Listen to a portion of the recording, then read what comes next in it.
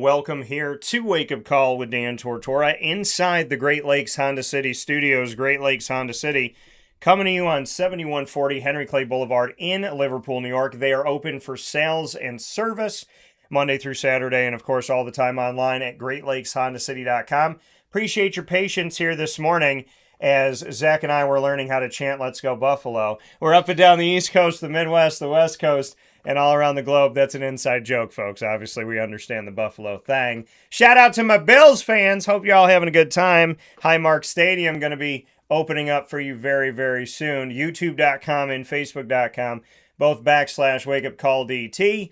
And, of course, we are on wakeupcalldt.mixlr.com. So however you're connected with the show, thanks for hanging out up and down the East Coast, the Midwest, the West Coast, and all around the globe. I don't know if Zach knows this, but y'all might know this. The shirt I'm wearing is actually a play off of a former NBA logo, and it's actually a Marvel. It's actually a Marvel shirt. Is that the old Bobcats logo? So this, correct. So you got half of it. So this is the old Charlotte Bobcat logo, but there's what the name of the team gives away what it is in Marvel.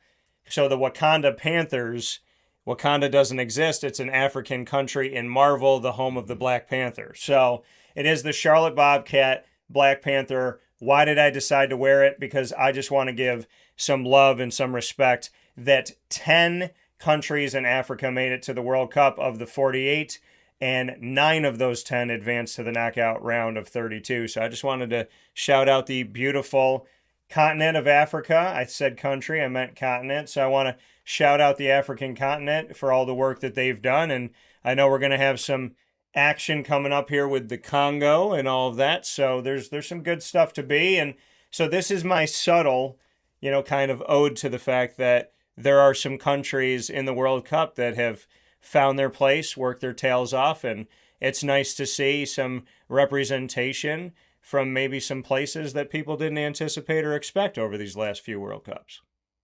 Yeah, a lot of African teams have done well to make the knockout stage, and really hoping Cape Verde can pull a stunner against Argentina.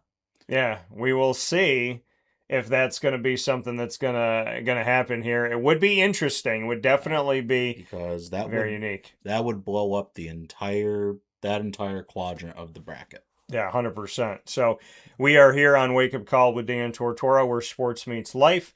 And of course, we call this World Cup on Call. We cannot officially start our conversation on the knockout round of 32 without bringing it to you the way we bring it to you.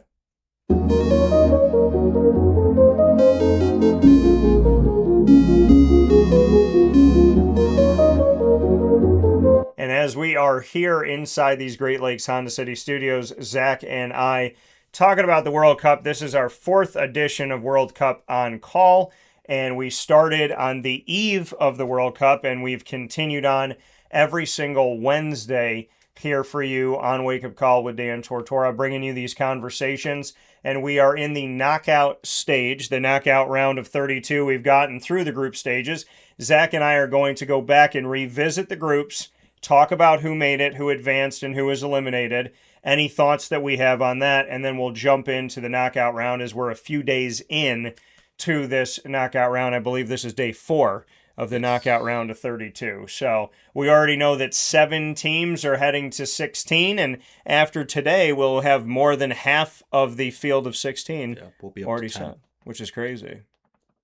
So let's start with the group stages. Let's get into the group stage side of things. I'll bring up the graphic here and let y'all take a look at exactly what the groups were here, A through L. Once again, I, J, K, and L have never existed in the World Cup. They exist in the expansion. So let's start there before we go anywhere.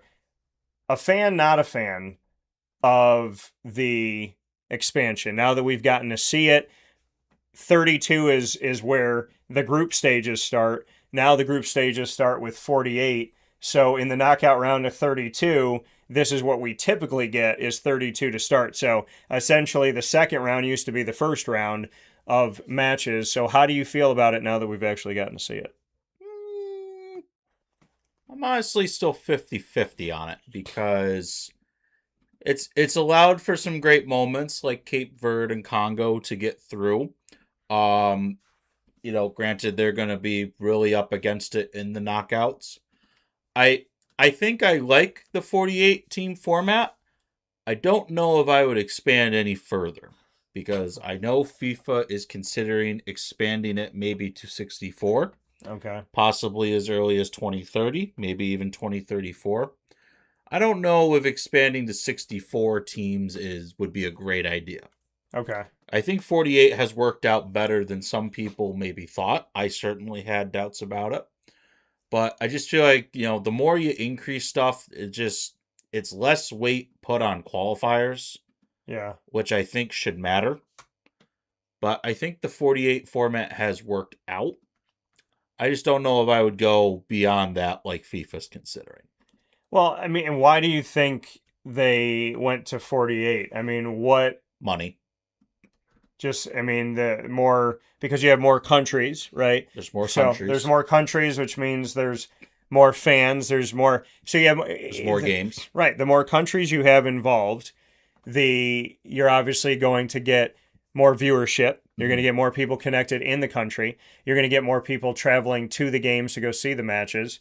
And like you said, with more matches in general, if it comes to a city or a country near you, you're going to want to go and be a part of that. So, I mean, the root, it's not like I'm surprised in what you just said. I mean, the root of most decisions that are made in today's world, unfortunately, is money. And when you add in these countries, you add in the eyeballs, you add in the, streaming that people are going to have, you add in the want to be there, you add in the travel, which helps out the hotels and the airfare.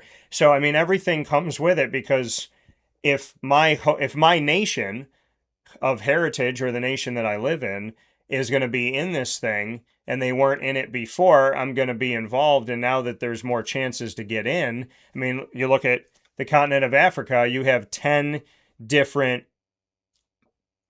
you have 10 different countries for people to get involved with. If we didn't expand to 48, maybe that 10 would have been 6, maybe it would have been 5. So you're now advancing all of those people into wanting to not only watch but wanting to visit, wanting to be there.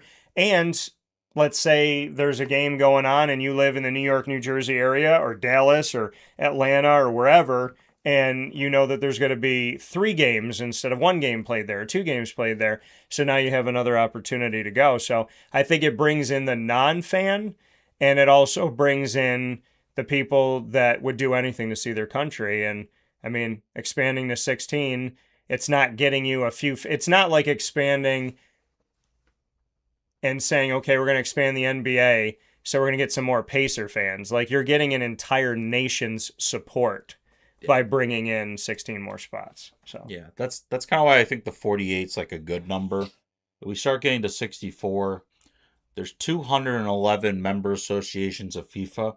yeah, You start 64, you're starting to approach a third of the world.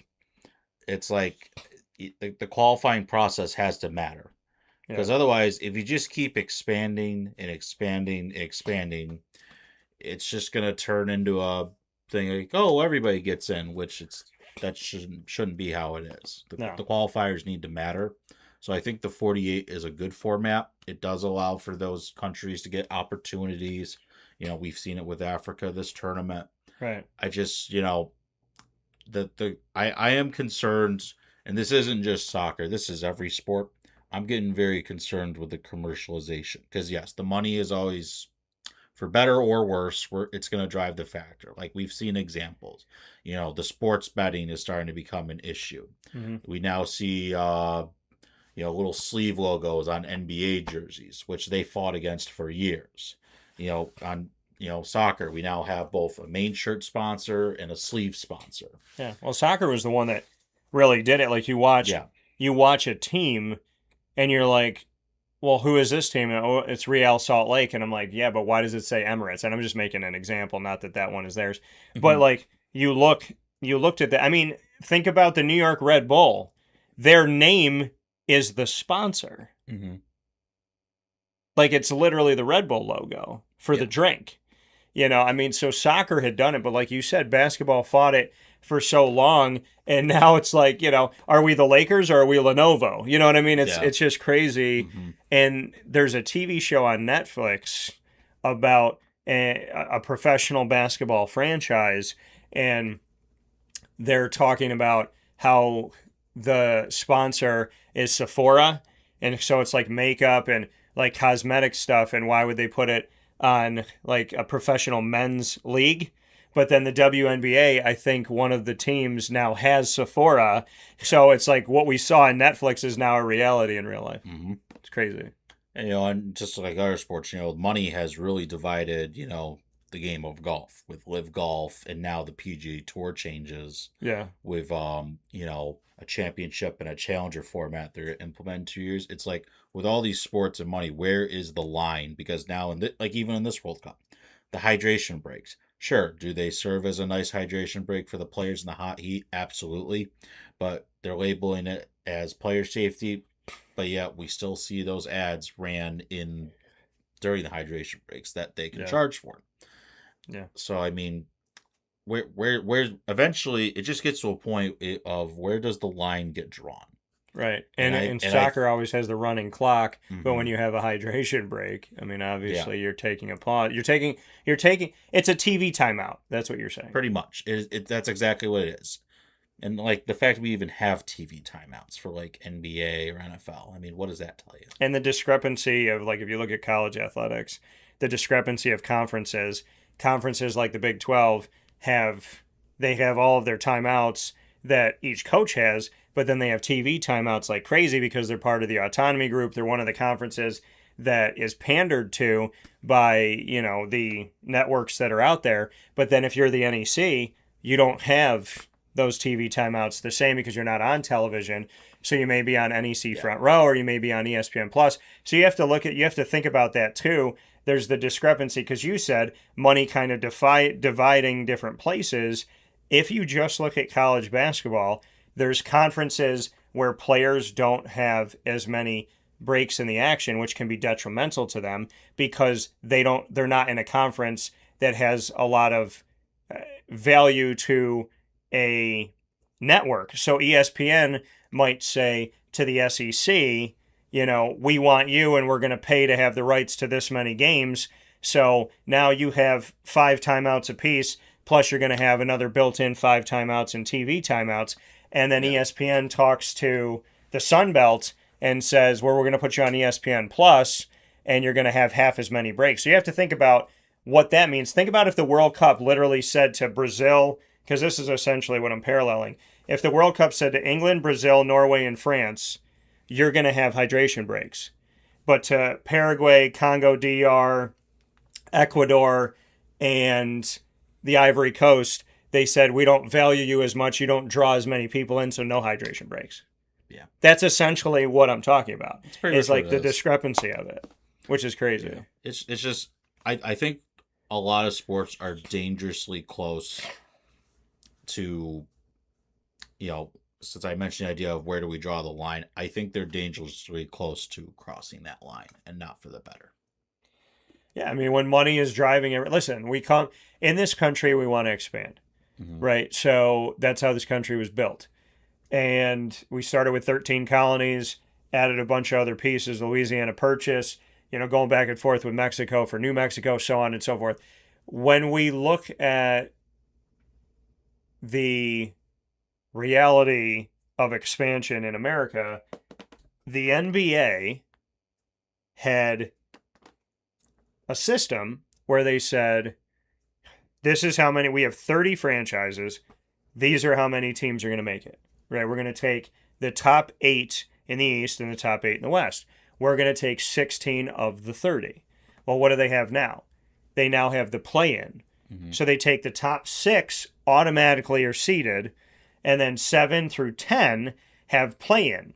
For those So 2 spots. for the 2, so 7 plays 8, and whoever wins that becomes the 7 seed. Whoever loses the 7-8 plays the winner of the 9-10. So you could be a 10 seed with a losing record and get the 8 seed. So they expanded. So now out of 15 teams on each side. 10 of them are technically in the postseason, and only 5 on each are not. So out of 30 NBA franchises, 20 of them are in the playoffs. And then you look at the college football playoff expanding. There was the BCS National Championship.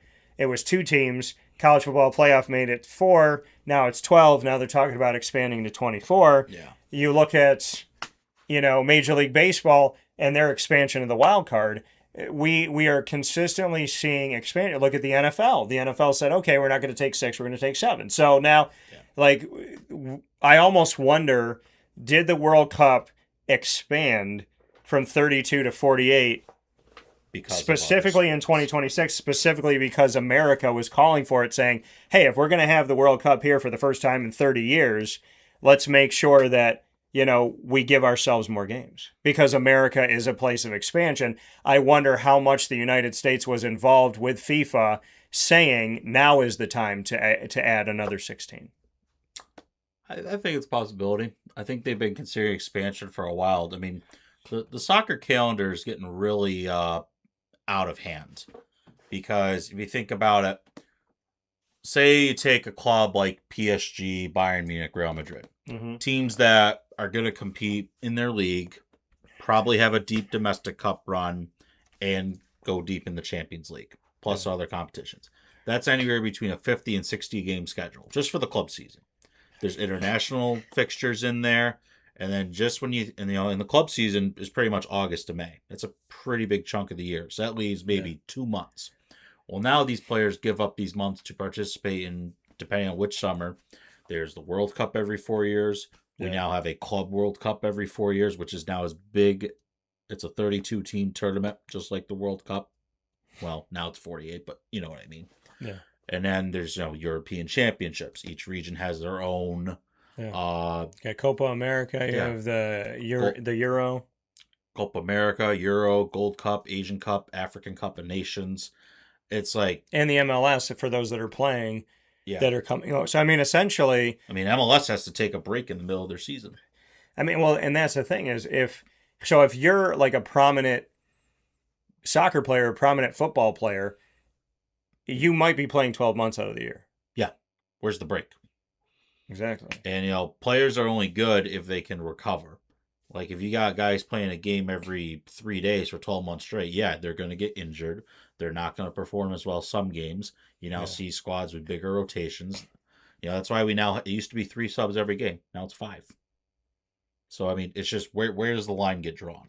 Well, when we talk about expansion and the MLS, and I tell people this all the time, I said the MLS had 12 teams, and I felt like I blinked my eyes and they had 20 plus.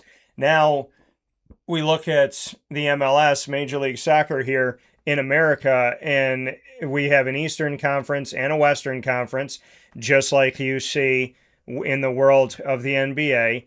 And there are now 30 franchises. So for those of you that don't know, because I feel like people continue the narrative, and I've had conversations recently in the last couple of weeks about the narrative, is they think the MLS is small because it was small. They think about, America hasn't caught up to the rest of the world.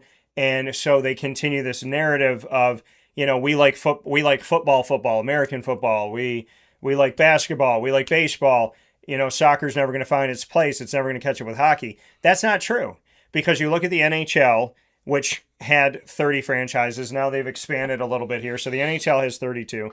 The NFL has 32. The NBA has 30. Major League Baseball has 30. Now the MLS has 30. So, you look at, they have teams in Nashville, Miami, Chicago, New England, New York, Charlotte, shout out my team, Cincinnati, as well as another team in New York City. They have a team in D.C., Columbus, Ohio, Montreal, Orlando, and I was there when the Orlando team was transitioning fully into being an MLS team, because they had to go through a process. There is a process. Toronto, Atlanta, Philadelphia, Vancouver in the West, Vancouver, San Jose, Salt Lake, Dallas, LAFC, Seattle, Houston, the LA Galaxy, where David Beckham had originally played, Minnesota, San Diego has a team, Colorado, St. Louis, the Portland Timbers, Austin now has a team in Kansas City. So, we talk about the fact of, playing all these different pieces, like you said, in clubs and all these tournaments and all these things going on around the world. But then if we just look in America and we talk about the MLS, when you expand and you add more franchises, your schedule gets bigger. So even the MLS schedule is now expanded over time from 12 teams to 20 teams to 22 teams to now 30 teams. Well, the MLS also exists because that was a provision of the U.S. hosting the World Cup in 1994. Okay. Yeah. Expand. A lot of people don't know. So when the U.S. was awarded the World Cup in 1994, there was a provision that a domestic league needed to be started in the U.S. within a few years after the Cup. Yeah. Because the old league had folded in like the late 80s. So MLS exists because of the first World Cup the United States hosted. That's insane. Yeah. So that was a provision of like, hey, if you want to do this, then you have to like show us that you're committed to soccer all the time. Yes. That's crazy. I did not know that. So you taught me something today. Zach always does. But in that vein, how did you become a fan of soccer? How did it all start? I was like 5 years old, and I think Grandma Linda had the Premier League on TV. You know, rest in peace to her. She's been gone for 11 years now. But 5 years old, you see a young Cristiano Ronaldo on the television wearing a red uniform, which happened to be my favorite color. Kind of just stuck ever since. So Grandma brings you into it. Did she ever tell you why she was a fan? I don't know if she was a fan. I think just she knew I liked playing it as a kid. So she just put it on for you. So she threw it on the TV just because she knew Man United was one of the popular teams. Yeah. And then, you know, it kind of just stuck ever since. So do you feel like at this point in your life, all these years later, do you credit Grandma with like really putting more like logs on the fire of the passion that you have for soccer? Yes. Very. And sports in general. And sports in general. So very much so. She's had that effect on you that continues. So when you're watching the World Cup, do you ever kind of, you know, say something to her like, hey, Graham, did you see that? Do you have those moments of like, you know? A few. Have you had any this World Cup? Not yet. I haven't really been able to watch too many games live. I mean, I do my best to watch little bits and pieces. Yeah. It's kind of hard to do with my work some days. But yeah, I try to watch as many games as possible. Like yesterday, I had the game on at work while I was working on something. I just had it in the background just to keep an eye on it. Yeah, and I'm surprised too. Like Papa Joe and Mary, calling my other mom and dad, my aunt, my uncle down in St. Augustine, Florida. I didn't know that Papa Joe was into it, and I FaceTimed them yesterday, and Mary was like, we got France and Sweden on, and they were watching it, and you know they're going to watch the game last night too, and all that. So I didn't even know that he, you know, jumped into it, and you know, obviously we have Italian background, and Italy's not in it, but he's been right on it, and he does not watch the NBA. He's not a fan of like, so to see like him be so adamant about like, I love Major League Baseball, but I'm not going to watch this or not going to watch that. And to know that he's watching the World Cup and that Mary jumped into it too, it proves my point that there are these people you don't even know are fans, or maybe they're not fans of soccer. But when the world is competing, it just draws people in. And it's so amazing. I think arguably, and this is no disrespect, when it comes to soccer, the World Cup for me, it beats the Olympics.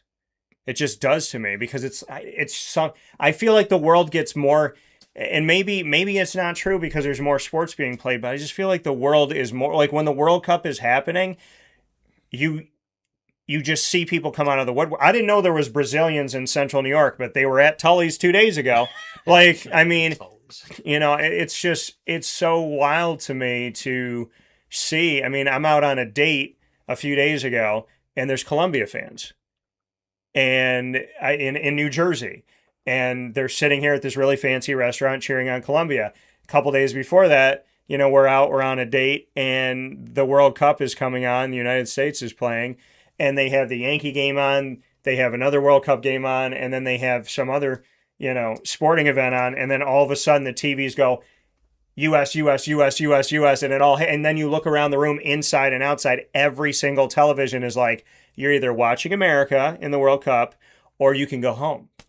Yeah. The World Cup does something. I think it's because it really is every 4 years. I mean, the Olympics, technically, we get a version every 2 years. It's just a matter of whether it's a summer or winter one. Mm-hmm. So I think the fact that the World Cup is every 4 years, I think that's why it draws people in. It's just when you see like country support, not that you don't see it in the Olympics, but it's like when you go into a bar during the Winter Olympics, are you seeing people with, Colombia and Canada? I mean, are you seeing them with all these different, when you walk into a restaurant anywhere in America during the Olympics, do you see the jerseys and the shirts and the flags? I would say no. But during the World Cup, you see the jerseys, the flags, that you hear the chants. Yeah. Like when I was at Tully's, I'm in a meeting in the front room. Around the corner, all the way in the back, are the Brazilian fans. I knew Brazil scored without watching anything because those people were yelling so loud that it felt like they were sitting next to me. Yeah. And they're in the back. And I'm thinking to myself, if Brazil somehow loses to Japan, what are these people going to do with themselves? Because in working with people from Brazil, like working with a lot of Brazilians when I was at Disney, I know the look. So these weren't just like, hey, I'm from America and I'm a Brazilian fan. These were Brazilians. Yeah. And then I talked to my buddy about it and he goes, where the heck are these? I didn't know there's anybody from Brazil living in central New York, but they were here. And I mean, there's an essence, there's a feel to it. I feel like I'm spoiled because working at Disney, I met people from all over the world. I worked with people from all over the world and I was there for multiple World Cups. So I experienced the jerseys and the national support and all of that. But that's also how I recognize it. And that's how I see a difference between the World Cup and the Olympics because I've lived it so many times that seeing, just in central and upstate New York and in New Jersey over these last couple weeks, there's something to be said about people when it comes to the World Cup. They will literally become billboards for their countries. And I love it. Well, very much so. I love it. I mean, the clip I showed you, Mexico City, there's 800,000 people in the streets celebrating. It looks like a cathedral. That's insane. Outside. It literally looked like and I'm not saying this to Mexico. It looked like when you pulled it out, it looked like termites. Yeah. Because of like how small everybody looked and like it looked like so brown. Many. There was so many people. And so you just like the way the light was hitting it, it literally looked like an infestation through a street. And then you zoom in and you're like, oh, those are people. Because when Zach first showed me the video, I'm like, where are the people at? And then I'm looking, I'm like, there's no way that that's people. That's not possible that those are human. Those are all human beings. Yeah. Almost 1 million people. Or, look at or full video of when Argentina celebrated in the streets after winning the World Cup. How many people? Insane. Or how I celebrated when Italy won and there was a bunch of French people around me. It was like 70-1. Oh. And being on the bus at Disney, hearing the Germans say they're going to take care of Italy, hearing the French say, don't worry, baby, we got it. And like these guys are hitting on girls saying, we got Italy, we're going to get Italy for you. And listening week by week to that. And then knowing that none of that was true because Italy won. And then watching Spain 4 years later and seeing what they, were able to do. I mean, but it is. I'm sitting here living in America and I have a warm-up jacket for Italy. I have a warm-up jacket for Spain. On Thursday, it's going to be 150 degrees in central New York. But if I'm in my house, I'm going to wear my warm-up thing for Spain. And, and I have the flag, like I have flags that I can bring around. So, I mean, even I'm feeling a sense of just wanting to drape myself in the Spanish flag while I watch the game. It's a beautiful thing every 4 years. I miss it like crazy in the 3 years in between. And I try to like milk every second of it while it's here because I genuinely think it is the greatest world competition that we have. I have to agree. Now, hopefully, we can take that Italy flag out of the drawer in 4 years. Yeah, it needs to get Now, dusted off. if they expand and Italy fail again, If they expand to 64 and Italy doesn't make it, then I don't know what I'm going to do with myself. But if they expand to 64, what are they, the NCAA tournament? Like 60, that's now how many, what do they say? Like active countries that could be involved is like 221 or 23 or something like that. Well, like member associations? Yeah, like that there's 200. 211. 211. So if there's 211 and right now we have 48, that means that we are leaving out almost 170 countries. True. So, but the qualification process has to matter. Right, and the qualification process takes forever. Like people understand that all these years in between, you're qualifying. Like it could be like a random Tuesday, and the United States is playing a game that is going to have huge implications 3 years from now. Yeah. Like so, I mean, bring us into the process. For those that don't know the process, Zach is going to tell us what the process actually is, because as we always talk about here on the show, you see the tip of the iceberg, but you don't see the actual majority of the iceberg that's underwater. The World Cup is the tip of the iceberg. Everything underneath is the qualifiers, and we will discuss those right after this fast break. That's called a Seacrest, when I tell you what's going to happen and I make you wait for it. So we will be back right after this on Wake Up Call with Dan Tortora inside the Great Lakes Honda City Studios. Thanks for rocking with us here, and we'll be back with more World Cup with World Cup on Call right after this. This is Jim Dispenza, owner of Game Point Sports Complex. You hear the same story across any sport that kids play and any sport that adults play. There's never enough places to play. That was definitely true with volleyball, definitely true with basketball. Could be cheerleading, it could be field hockey, which is what we're seeing now. Every sport has a lack of places to play, and I think Syracuse in particular is a place where it's really bad. Despite the fact that we've got a lot of athletic talent around here, we just seem to have not enough places for people to play, and they're going to different places. They're going to Rochester, they're going to, Buffalo. They're going all different places because we don't have a place here, and I felt like that should change. This was a long project from planning all the way through execution to opening the doors. A lot of work went into it, obviously, a lot of money, a lot of resources, and the dream always was kids being in the gym, having a good time. And I've always felt like sports is the most unfiltered joy that you can observe with people, that people can experience, because it is fun, it is a sense of accomplishment, it's all of that wrapped into one thing. And so watching kids going up and down the court with big smiles on their faces has been just amazing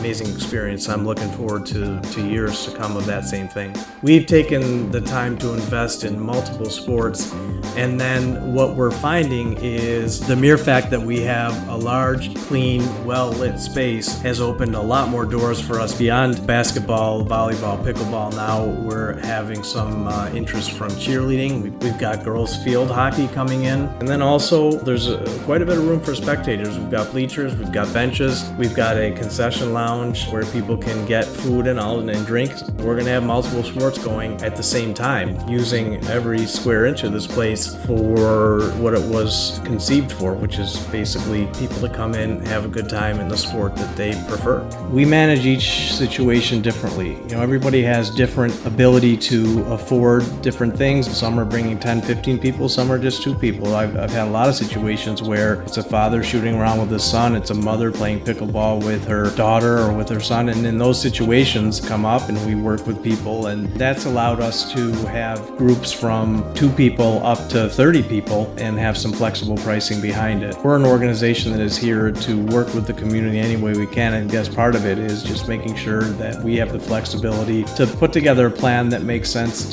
regardless of the size of your group. So in order to book time, the best option is to go to our website, gamepointsports-syr.com. You can click from there and sign up for events, sign up for your own particular training, sign up for birthday parties, all of that.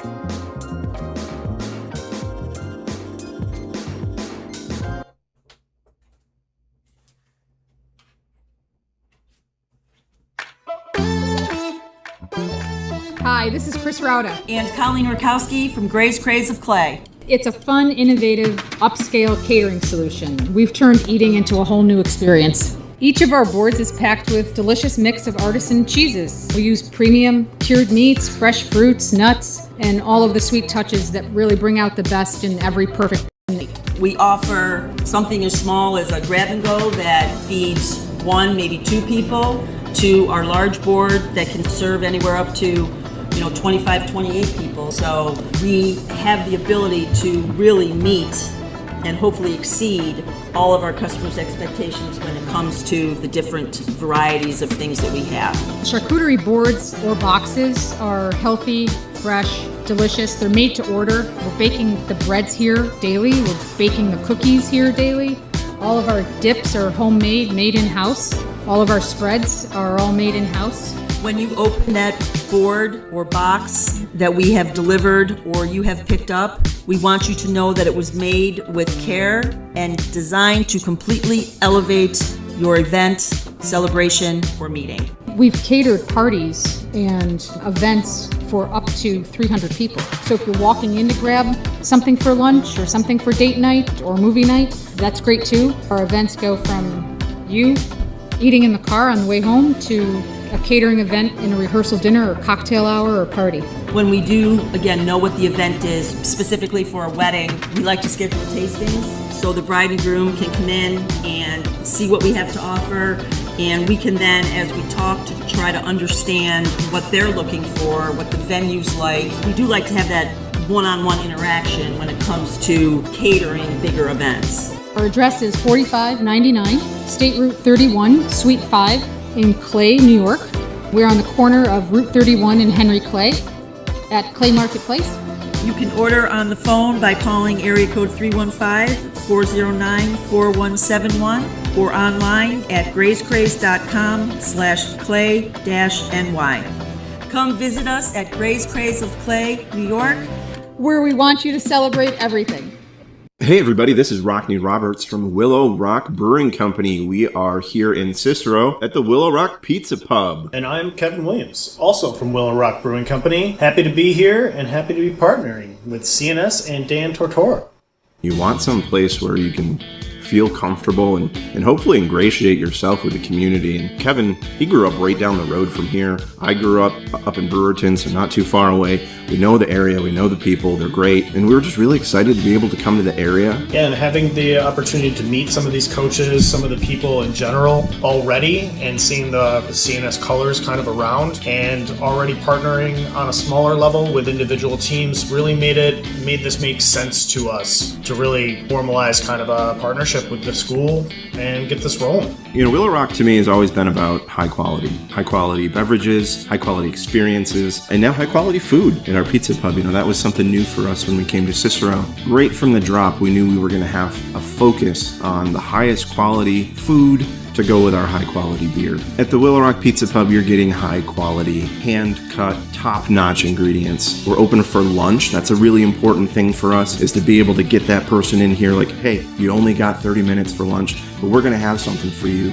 that you can get quickly and available to everybody. Yeah, we wanted something that was just a little bit outside the box, a little bit outside of comfort zone, but still something that you could rely on to be consistent and easy to look at and easy to be like, oh, I can see myself eating this. I can see myself wanting to have that more than once. Eating a whole pizza like our beef on weck pizza, I've never seen one anywhere. It's just a great ideas, great inspiration across the board. We're their spot to stop. We're their friendly neighborhood watering hole, as well as pizza place and place to stop for a restaurant. Not just beer drinkers here. We've got wines, we've got cocktails, we got non-alcoholic stuff for the kids. The location is more important today than it ever has been before, and we're lucky enough to be here in Cicero. The Willow Rock Pizza Pub is a place where you can bring your family. You can come in, you can grab a soda, you can relax. You can come after a game, before a game, your parents, your grandparents. Our goal is to make sure that everyone's comfortable here. We want students, we want athletes, we want your coaches. It's going to be a good time. So come here, enjoy the high quality food, high quality beverage that we're going to offer to everybody. And hey, go North Stars. We're so happy to have the North Stars. We are very much a kid-friendly establishment. We have tons of space outside for everybody to be playing outside, as well as listening to live music, enjoying some pizza. The Willow Rock Pizza Pub is open open 6 days a week here in Cicero. That is Tuesday through Sunday. And our website is willowrockbrew.com, and our socials are at Willow Rock Brew. So find us on the net, find us in person. We'll see you soon.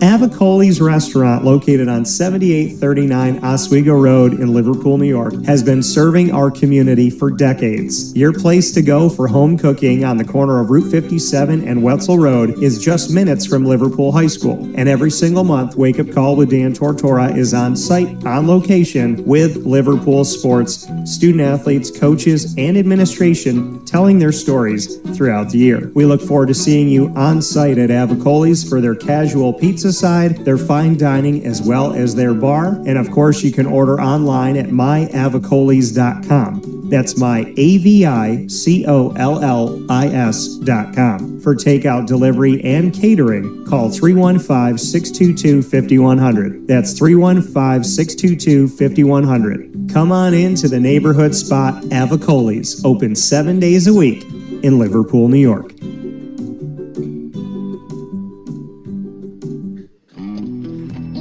K9 Campground Dog Boarding is your home away from home for your furry-loving friends. Open 7 days a week with drop-off and pickup times in the morning and later on in the day and early evening. K9 Campground Dog Boarding is the spot to trust with your dog for short and long-term stays. Call 315-299-4013 for more information. That's 315-299-4013, and go to k9campground.com as well. That's the number 9, KAMP ground.com, where you will find all of the information on their different cabins, which include the classic cabin, executive cabin, grand cabin, and luxury cabin. K9 Campground Dog Boarding, where your dog will have indoor and outdoor areas as well as their own private cabin for any size, any breed, as well as dogs with different needs. Dog parents and dogs alike choose K9 Campground Dog Boarding. Isn't that right, Lily?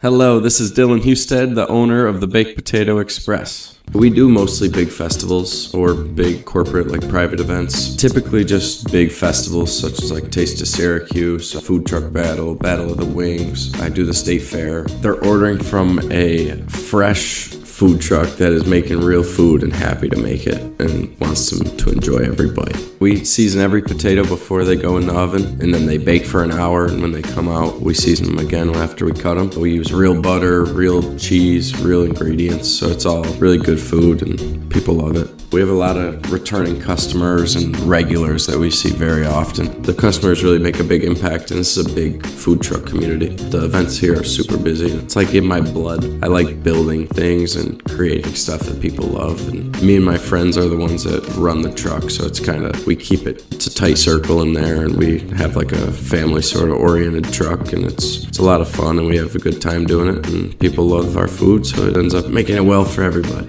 You can contact the Baked Potato Express at thebakedpotatoexpress@gmail.com or the Baked Potato Express on Instagram or TikTok. We are very happy to be partnered up with Wake Up Call with Dan Tortora as the exclusive sponsor of the Annoying Moment of the Week. And be sure to try DT's Baked Potato creation at all of our food trucks. The Baked Potato Express. Let's get baked. Looking for your next ride? Look no further than Great Lakes Honda City, located on 7140 Henry Clay Boulevard in Liverpool, New York. Serving our community for decades, their new and pre-owned vast array of vehicles are available to you Monday through Saturday on site. To search from home, shop at GreatLakesHondaCity.com. Call 315-365-5576 to set up an appointment. That's 315-365-5576 for Great Lakes Honda City, 7140 Henry Clay Boulevard in Liverpool, New York. Great cars, great people, Great Lakes.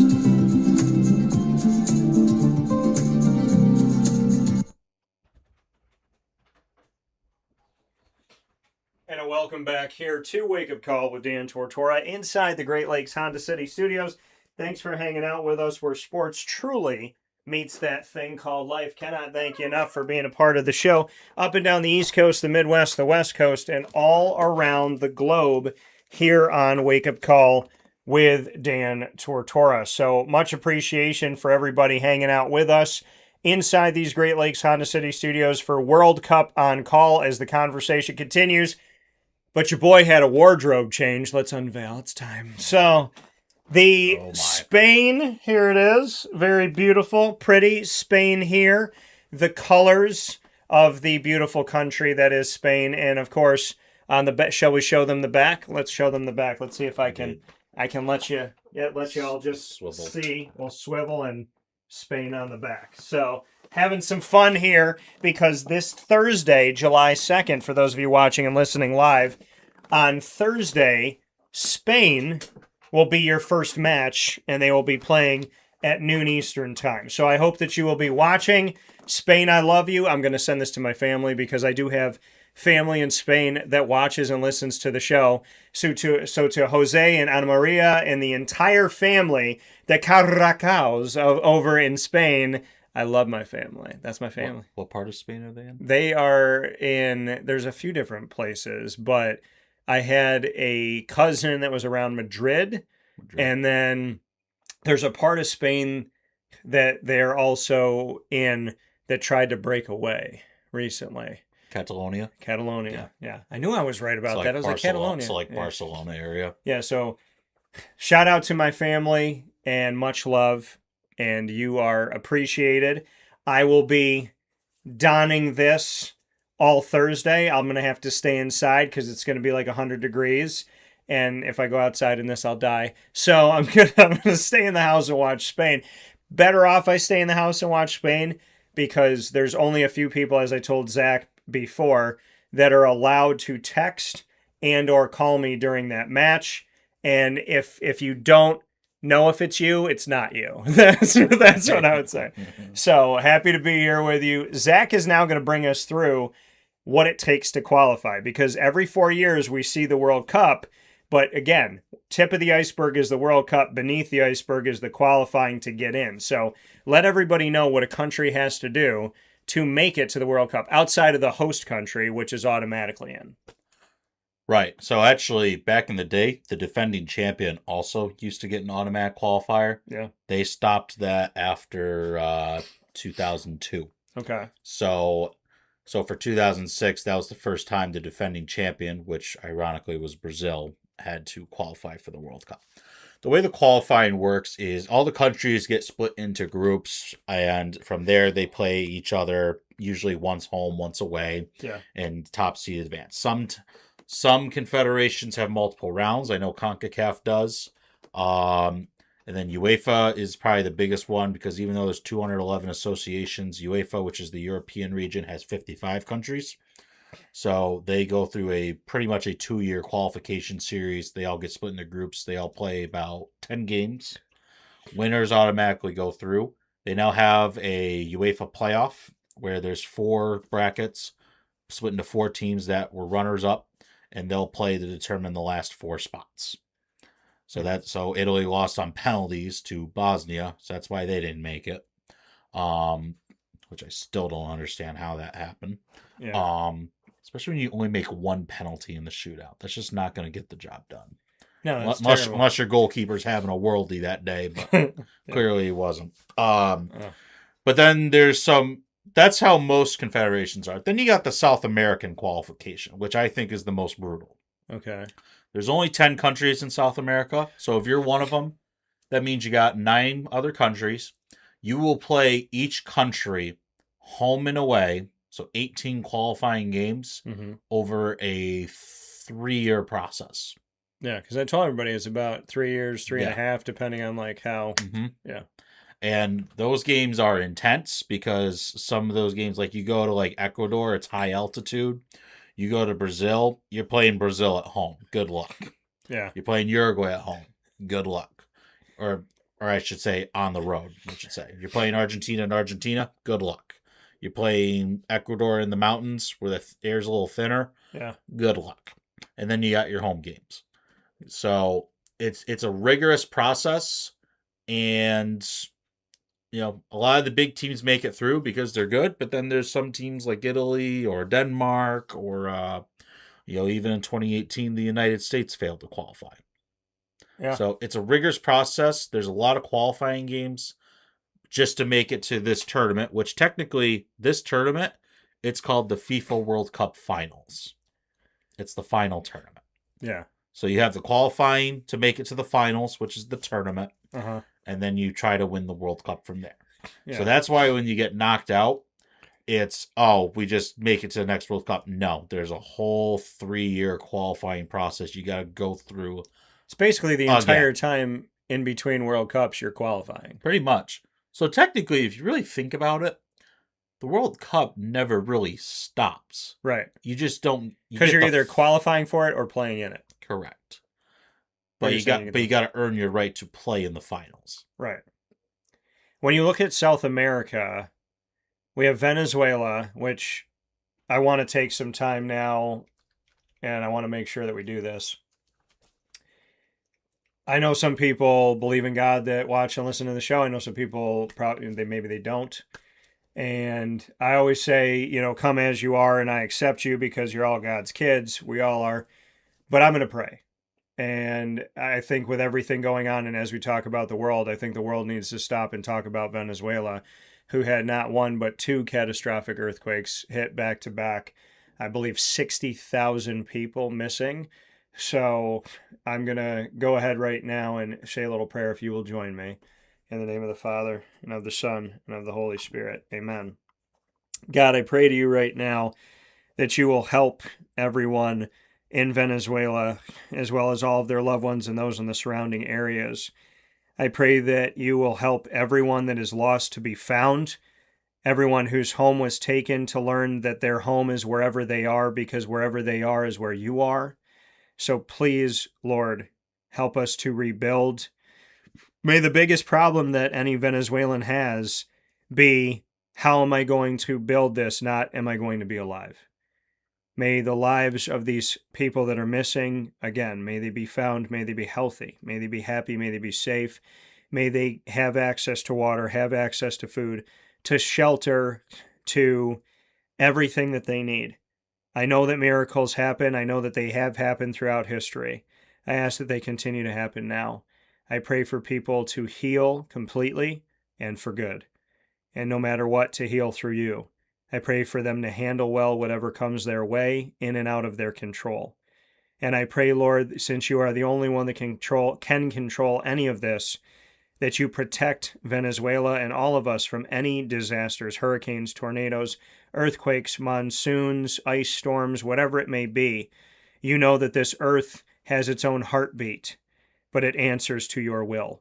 So I pray that you heal, you watch over, and that your hand is a part of all of this, and that you block the bad, you protect us all, and that you help us to truly be okay, even when we're not okay. May everyone that's passed on be in heaven with you, reunited with their loved ones and with you fully. May their loved ones here on earth be with their other loved ones, connected, living their lives, and may they just have begun their lives, no matter how old they are, and may they grow closer to you every single day.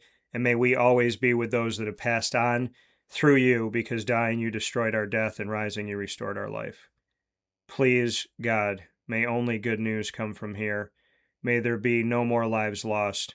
May people be found. May they be well. And may we be able to rebuild with you no matter what happens. May your Spirit guide ours, and may we be okay.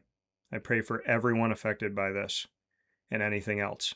In your precious name, Jesus, we pray. Amen. Amen. In the name of the Father, and of the Son, and of the Holy Spirit. Amen. We got you, Venezuela. You're going to be okay. Okay? Things will be okay, and we continue to pray and send you our well wishes. Venezuela, we have Guyana, we have Suriname. I honestly never knew about that country. So those are those must be newer countries, I was gonna because say, they're because- not. I think they might be more territories, kind of like a Catalonia thing. Right, because you have like Paraguay, Uruguay, Argentina. Chile, Bolivia, Peru, Ecuador, Colombia, Venezuela are all the ones that I knew. Those are the 10. And Brazil, growing up as a kid, I mean, you knew Brazil takes up dang near half of South America, and then you have all these other countries. But yeah, Guyana and Suriname, I wonder if those were pieces that have broken away from Brazil. I'm not 100% sure, to be honest. So, hey, you always learn that sometimes new countries just show themselves, I guess so. like how many people knew about Curacao or Cape Verde, I mean, there's... Not me. Right. So, but yeah, I mean, just bringing up the map here in the studio to let people know that as big as South America is, there's not a ton of countries.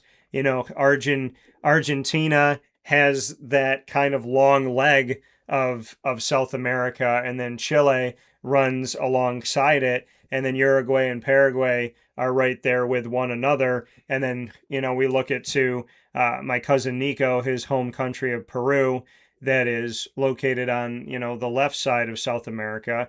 And then Ecuador, Colombia, Venezuela, you just think about all of these Spanish-speaking countries, and then you have Portuguese and Brazil that is really taking up the other part of that. And seeing how many of these made it. I mean, we know that Uruguay didn't get far, but they made it. Argentina is the defending champion of the World Cup. Paraguay took down a juggernaut in Germany. Brazil bounced back from Japan. And, Colombia still has the opportunity to show themselves. Ecuador fell to Mexico yesterday. But, Peru's one of those that you almost wonder, will they ever really have a spot? And then Chile as well. I mean, there's... Yeah, they made it in 2010 and 14, but they've struggled since. And then I want to go to South Africa because you were talking about, and really what brought it up for me was the fact that you were speaking on qualifying and how difficult it is to qualify. But if you're in South America, because they have so few countries, just how you're going up, just who you're going up against and who you have to face. When we look at the African continent, there are so many countries on the continent of Africa that I feel like if there was a test, how many people would know.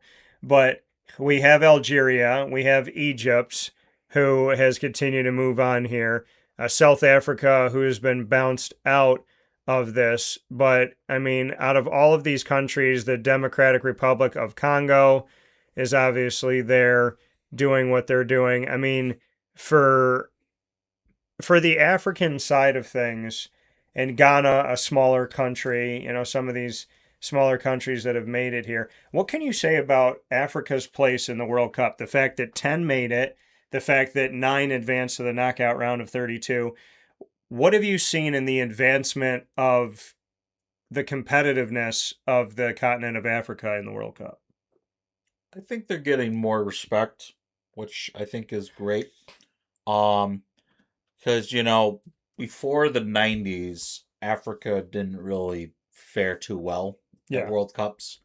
In the 90s, Cameroon, I think, was the first team to make the quarterfinals of a World Cup when they had Roger Milla, who was the oldest goal scorer in FIFA World Cup history at 42 years old.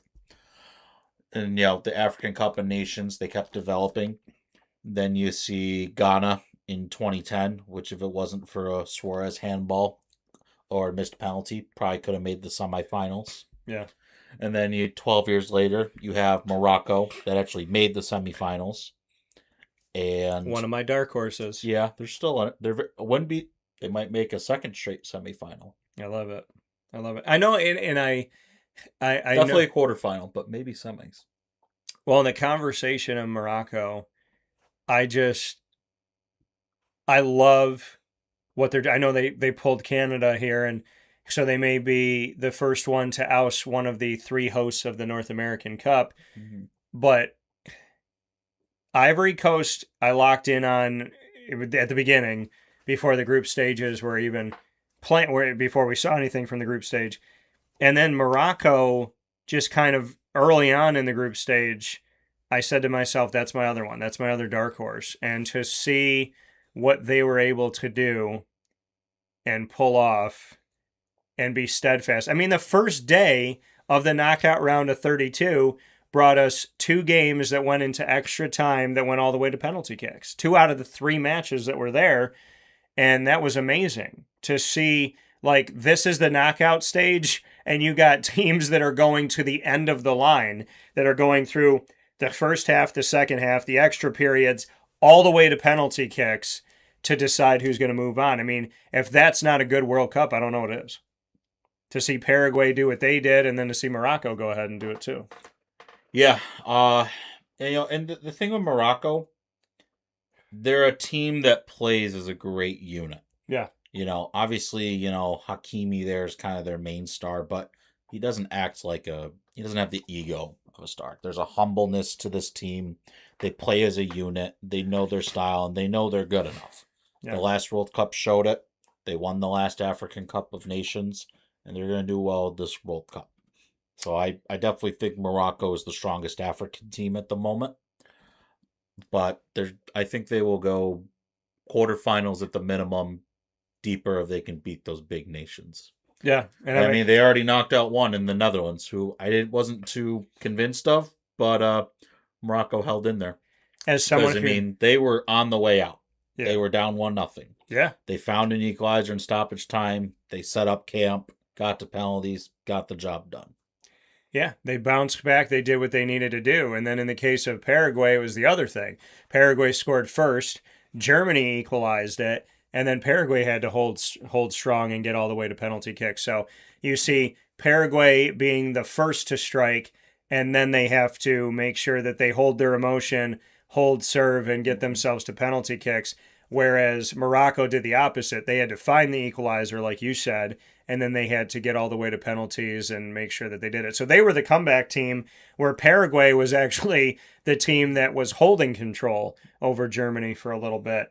We're going to get into those in a second, but to go back and look at the group stages since they finished up after last week when Zach and I were talking about this as we do the World Cup on call here on Wake Up Call with Dan Tortora inside the Great Lakes Honda City Studios every Wednesday.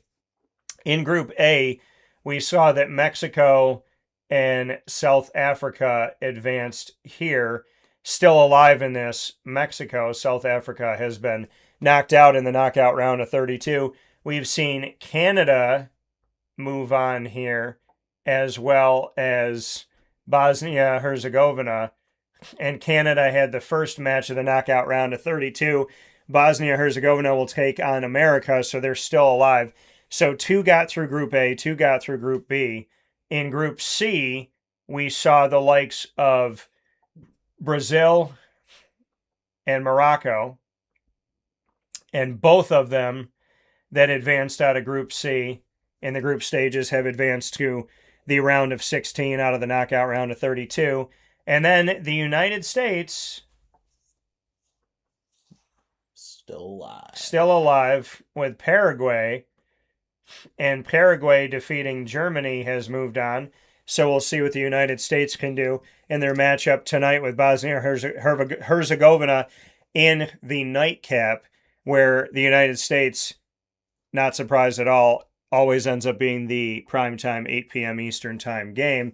And just so you know, I said Spain is at noon on Thursday, July 2nd. They're actually at 3 p.m. Eastern time. It's noon Pacific. And then when we look at Group E, we had Germany. 3 teams made it here. So we had Germany, the Ivory Coast, and we had Ecuador. And the crazy thing about Group E is all 3 made it, and all 3 have been eliminated. So all 3 are actually gone. So that's crazy. Of all the groups we've talked about so far, Group E was the one that had 3 make it instead of 2, and now all 3 of them have already seen it. So Group E cannot win the World Cup. They cannot. In Group F, we had the Netherlands, Japan, and Sweden, which, just like Group E, we had 3 make it, and all 3 are gone. All gone. So Group F cannot win. In Group G, we have Belgium and Egypt. Belgium was able to bounce back and win the group, but I still think Egypt is the best team coming out of Group G. Agreed. Belgium ran up the score to win 5-0, so their goal difference got them through to win the group. I'm not against a good team though. I'm not convinced. Yeah, I think, and Belgium's in a danger zone. They're in the bracket area that includes Spain. It includes the United States. So Belgium, I believe, if they are to win and the United States are to win, then they would match up against the United States In the round of 16, yes. So I think I do. I would put my marbles on Egypt more than Belgium coming out of Group G. In Group H, we have Spain that has advanced and Cape Verde that has advanced. They both are alive, and so we will see where they go from Group H. In Group I, we know that France advanced, Norway, and Senegal. France and Norway, as of yesterday, France ran up the score, and Norway took out my dark horse in the Ivory Coast, and Senegal has yet to play. So right now, Group I is 100% effective in the round of 32. Yeah. Senegal will play Belgium in the round of 32. And that very well could be Senegal moving on. I think so. Because I think Belgium is like, we're trying to beat you 1-0, and I think Senegal can get 2 goals. That's how I see it right now. I think Senegal got 3 in them against Belgium. I So, really do. I think 3. Okay. So multiple goals, we'll see. I don't think Belgium's going to be the multiple goal team. I think they're going to be one and then play not to lose. I think Senegal is going to be the one to pour on at least a couple. Zach says 3. In Group J, we have the defending World Cup champion of 2022 in Argentina. And we also have Algeria and Austria. They both moved on. Yes. So they were the last match of the group stage. And I literally said in stoppage time, as I was watching this from East Rutherford, New Jersey, I said, someone's going to break the tie 2-2 and someone's going to win. I was like, I don't see this game going without a victory going to one of these two teams. And all 3 of them are still alive. The only group to have 3 A teams, A countries, are all still available to win the World Cup. Jordan was doomed from the start. They were. Of that. They were doomed because they had an A in their name, but not at the beginning. In Group K, we have Portugal. We have the Democratic Republic of Congo that has moved on, and Colombia. And I will tell you this right now, there's some Colombia fans out here in America, folks. All 3 of these countries are alive. The one that I think plays spoiler the best is Portugal, but I'm going to say this right now. I would not be surprised in a deep run by Colombia. I think Colombia can be one of my new dark horses. They definitely got the energy to compete. Not gonna lie, Portugal, Colombia ended 0-0. That was the first time Colombia ever ended a game 0-0 at the World Cup. But Colombia had a goal ruled out for offside at the end. Yeah. By literally a toe. A toe. If you looked at the graphic, literally a toe. That's great. But I think Colombia will have the energy. And then Congo, good on them to make it through. Good on them. They did well. They got through. And ultimately, that's all that matters. And they're playing England today. Yeah. Yeah. That's I'm just gonna say best of luck. Yeah. That's about all I can say. And in Group L, as you see the trend of, so there was never in the World Cup a Group I, a Group J, a Group K, or a Group L. And in the first World Cup to ever have these 4 groups in the expansion of 16 more teams added to go from 32 to 48 in the group stage, all of those new groups sent 3 of their 4.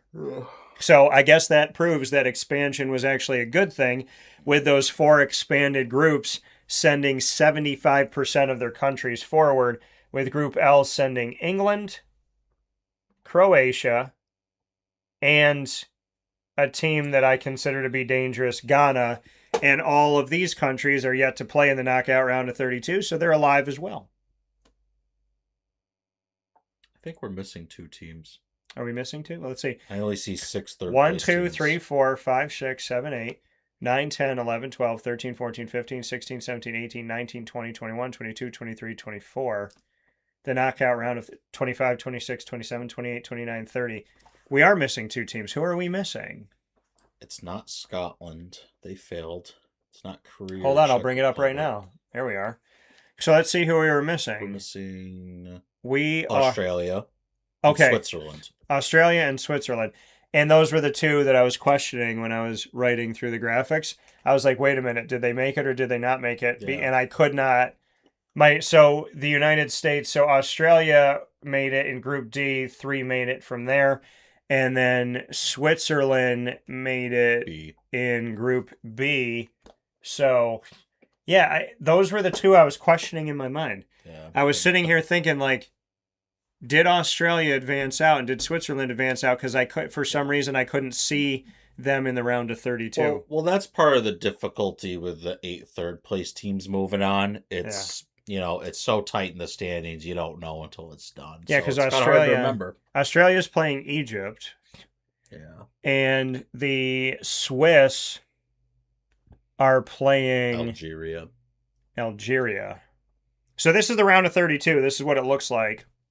Before we get into that, any thoughts on the group stages of the countries that didn't make it? And I can bring it back up here again. So were there any shocks to you so here's who didn't make it. The Korea Republic, which is South Korea.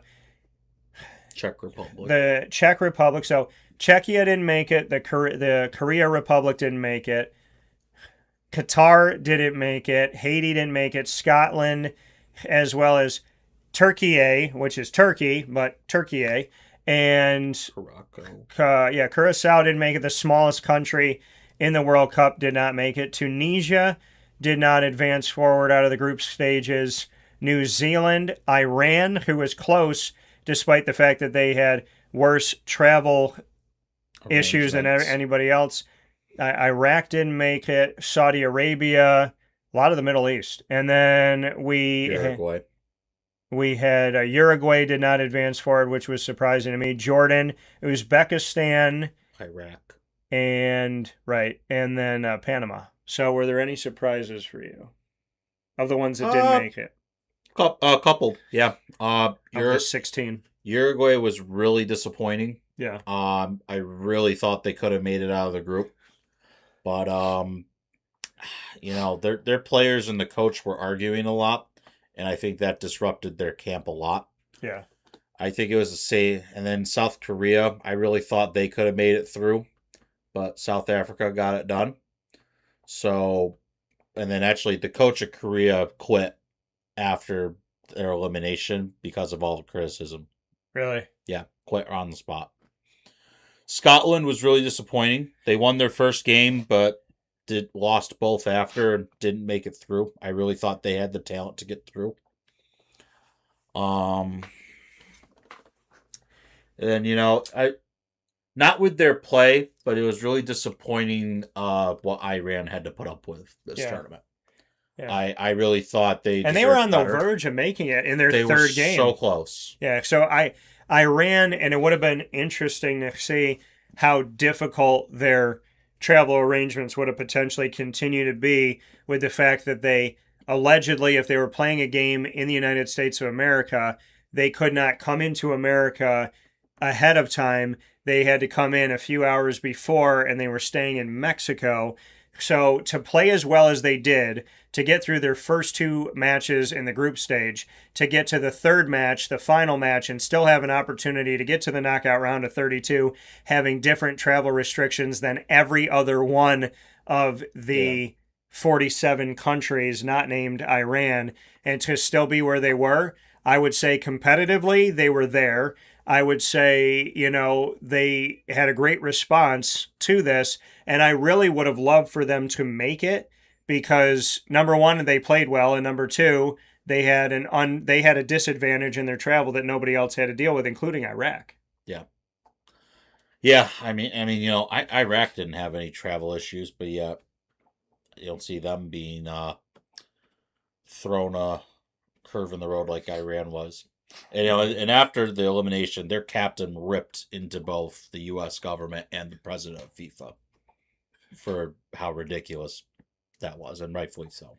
Right, because again, and these Yeah. players have nothing to do Yeah. with what's going on with the war. For comparison, Jesse Owens, one of the most famous track athletes, Yeah. who was of African descent, he showed up to the 1938 or what year was it? Was it 38? 36. 1936 Berlin Olympics Yeah. under a certain rule at that time. Came in there, competed, and left with no problem. Yeah. So if that happens, then there was no reason Iran had to deal with what they dealt with. Because the underlying principle of sport is whatever conflicts there are, put it aside for the tournament. I mean, for goodness sakes, the United States went to Russia for the Olympics a few years back. Yeah. So what's any different? We've had problems with Russia since the Cold War. Exactly. So very unfortunate for Iran. I would have loved for them to make it through. I was hoping they would. Literally just to put a stamp on the fact that whatever was thrown against them, they had a good response. I thought it would have been a great worldly story for Iran to make it.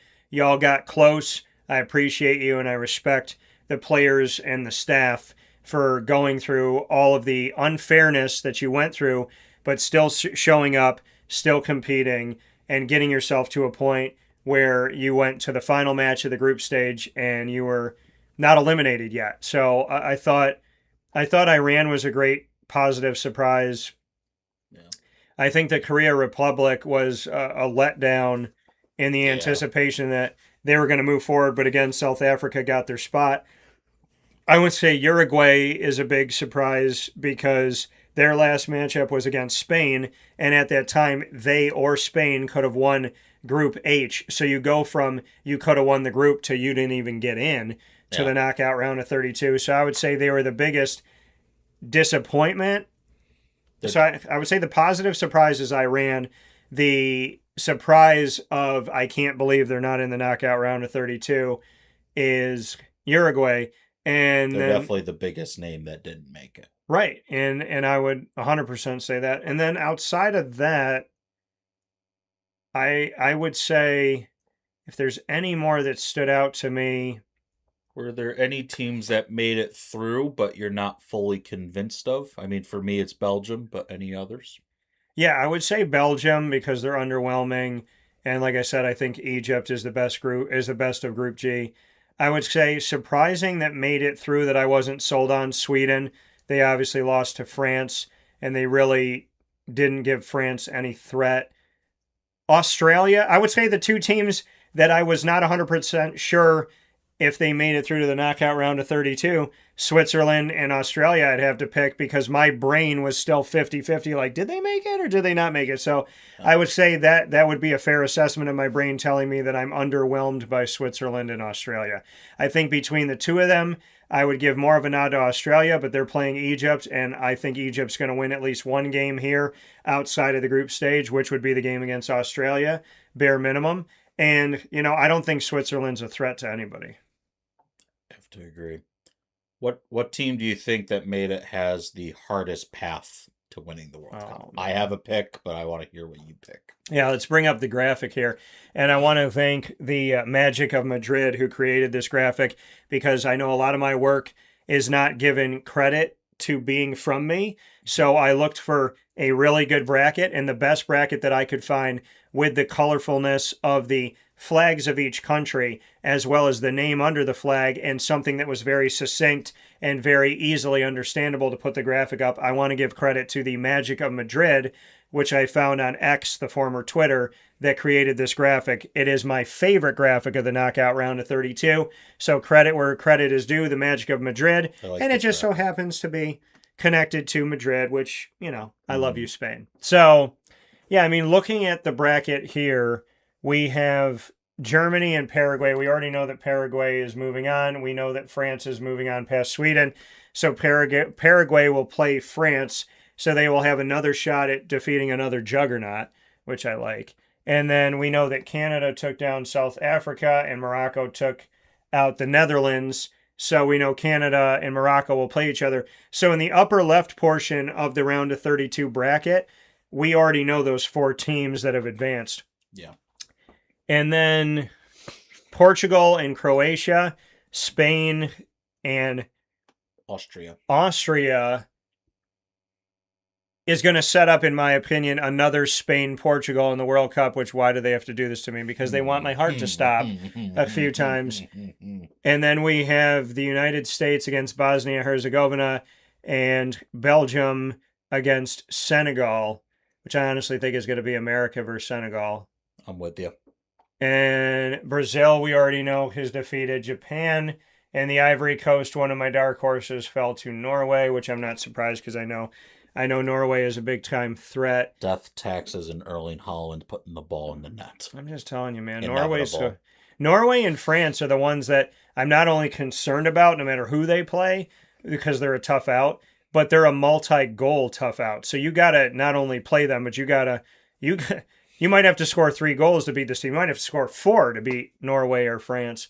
And then looking at the fact that we have Mexico that has defeated Ecuador already, and we will know the other side of this today when the Congo takes on England. So that's going to be the first matchup here.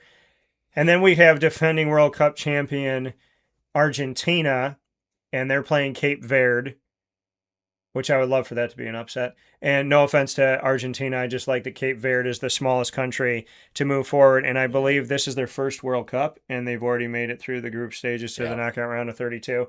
So it kind of feels like Curacao in their own way. And then and hopefully Curacao, you're going to make it happen soon for you, maybe in the next World Cup. And then we have Australia and Egypt. Australia, I love you, but I'm going to say what I say, and I'm going to say it again. I think Egypt's going to at least get to the round of 16. That game screams penalties to me. Yeah, I think that's going to be a 1-1, and let's go to penalty kicks. I'm not going to disagree with you on that. Yeah. And then we have the Switzerland game, and Switzerland is playing Algeria, that I think is a really tough out. And then the final game the final one that we're looking at here is Colombia going up against Ghana. And this one makes me really upset because this is one of the matches where I want both teams to go forward. Just like Norway and the Ivory Coast, I was like, why do you put these two countries against each other when I personally want to see them both make it? Colombia and Ghana, whoever makes it, I'm probably going to be cheering for you in the next round. So who do I think has the toughest road? That's a good question. I mean, I'm going to do it by pods. So of the 4 pods in the round of 32, I'll rank them, and then I want you to rank them. So in the upper pod that we know is Paraguay, France, Canada, and Morocco.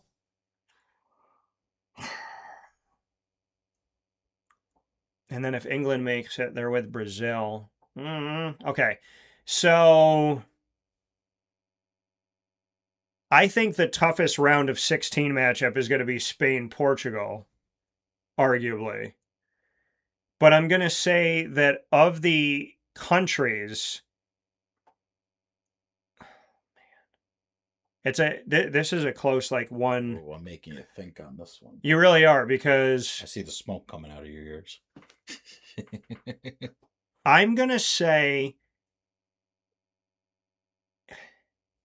the toughest pod in the round of 32 is Brazil, Mexico, Norway, and I think England. The second toughest, I'm going to say, is France, Morocco, Canada, and Paraguay, because I think Paraguay can still be a spoiler. I think France can win the World Cup, and I think Morocco is going to go deep. The third toughest, I'm going to pick America, Spain, Portugal, that bracket.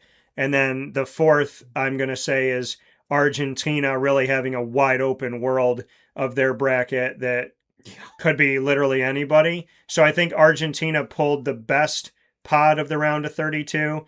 So the toughest is Brazil, what I think will be England, Mexico, and Norway. Second is the spoiler bracket of Paraguay and Morocco with Canada and France. And then I will say Spain, Portugal, the United States, Belgium, which I think is going to be Senegal. And then I would say the wide open bracket is Argentina's. I want to know your thoughts. I think of all the teams, Portugal has the toughest bracket. Okay. The toughest route of any individual team. They have to play Croatia. Second place in 2018. third place in 2022. Their reward, if they get through, is probably going to be Spain. Yeah. As we know, Portugal and Spain pay a lot each other the last, I'd say 10, 15 years, actually, maybe even 20. Their reward will be the U.S. If they get to the semifinals, the reward will be most likely either France or Morocco. Mm-hmm. And then if they get to the final, you're either looking at most likely a Brazil, a Argentina, maybe an England, or maybe on home soil, even Mexico. Okay. So I rank them that way as far as difficulty. Yeah. 1, 2, 3, 4. So this is I would agree with you on number 1. so this is me, and then I'm gonna put Zach's up. Hold on. So I'm writing on the screen for those of you that are listening on MixLR. So Zach is going to agree with me on number 1 that And number 4. Brazil and Norway, Mexico, and probably England are the toughest. Mm-hmm. And then, so number 4, you're agreeing with me that Yes. the defending World Cup champion, got the easiest road because, How convenient. I mean, yeah, because if they win, they're going to pull either Australia or Egypt. And then it is literally like a wide open group stage feel to it, with looking at Switzerland, Algeria, Colombia, and Ghana. I'd say Colombia is their biggest threat. Okay. I wouldn't disagree with you. For 2 and 3, though, personally for me, I would flip-flop them. Okay. Why? So you're going to call Spain, Portugal, America, and Belgium your 2 Yeah. instead of your 3. And then you're going to call France and Morocco, with Paraguay, the spoiler, and Canada, who's made it deeper than they've ever made it. You're going to call that your 3. I agree. Okay, so tell me why you have flipped my 2 and 3. I think that in the Portugal-Spain quadrant, there's more quality teams. There's Croatia, there's the United States, and then Belgium's a big name, even though they're underperforming, and I don't think Senegal is a slouch by any means. Okay. I just think it's going to be a tougher bracket for whoever comes out of there. Where if you look at the top one that has France and Morocco, those are the 2 teams that stand out. I respect what Paraguay did against Germany. I just don't think Germany was really firing on all cylinders. Okay. And Why don't you think that? because Germany's just been in a huge decline the last 10 years. Once they won when they won the World Cup in 14, they lost a lot of good players. Yeah. They had a good Euro in 16, and then after that, the talent pool just kind of ran dry. They don't really have a left back. They don't have a striker to rely on. Isn't it that they haven't made it to the round of 16 in like how many World Cups now? Well, Isn't there 2014. like a streak. Yeah, so There was a streak. So from like the 50s to 2014, Germany made the quarterfinals of every World Cup. So Germany has not made it in the last 12 years now. Yeah. This was their first knockout game in the World Cup since winning the World Cup final in 2014. Oh, wow. Yeah. So, and plus, like, with Germany, it's like, you put goals against Morocco, but it's like, it wasn't exactly convincing. Yeah. And Well, you then, go back to 2006 when Italy won, and Germany was one of those countries that people were like, oh, yeah, they're going to take care of everybody, and there's not going to be any threat to them, and blah. Yeah. Same thing with France.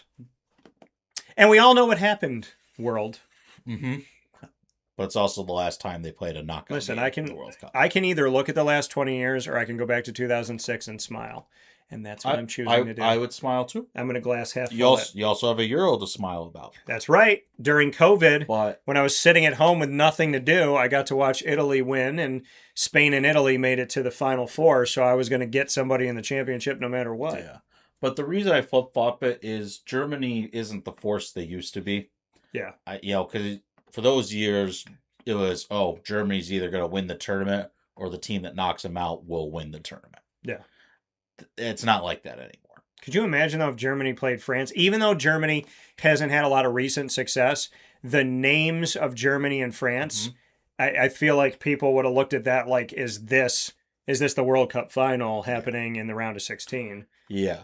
It's just, with that quadrant, I don't see a team in there that can, with respect, I don't see a team that beats France, Morocco. I think we're on a crash course to see a round of 16 game between France and Morocco. Can Morocco beat France? Yes. I think Do you know how excited I would be? I have nothing against France, but I told you Morocco and the Ivory Coast are my dark horses. Mhm. If Morocco makes it out of that pod to be one of the final 4 teams, Yeah. Oh, my excitement. When these two teams I've played adopted each other in the semifinals at the last World Cup, Yeah. I think Morocco, it was just, oh my God, they're in the semis. Yeah. I think they would be better prepared. Does the country of Morocco know that I've adopted them? I have to tell them. I would hope so. They're going to have to know. They have to know. Yeah. I did put something out about when they moved on. Made me very happy. Ivory Coast, it just... We were so close. We were so close. Hey, As soon as they pulled Norway, I was like, listen, I don't expect them to win this game, but I'm going to ride it till the wheels fall off because I've liked the Ivory Coast before this World Cup. Like, I have been low-key Ivory Coast showing some love before we even got to 2026. believe it or not, that was actually Ivory Coast's first knockout game in the World Cup. Love it. So this is already their best World Cup. And I'm proud of them. I'm very proud. They'll continue. They'll continue to grow. Spain and Portugal wants to make my heart stop.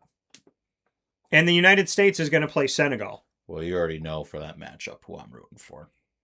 In Spain, Portugal? Oh, yeah. You better be rooting for Spain. No. Why? Because of Ronaldo? Yes. So rude. Yes. I'm sorry, but Zach, don't be... So you're going to be on the other side. I'm sorry. Don't be bringing bad juju my way. I'm not bringing any bad juju. I'm just saying. So we're why not... it's a So word. we... If that Are you happens... sure you want me to text you during that game? No, not during that one. You're not allowed to speak to me.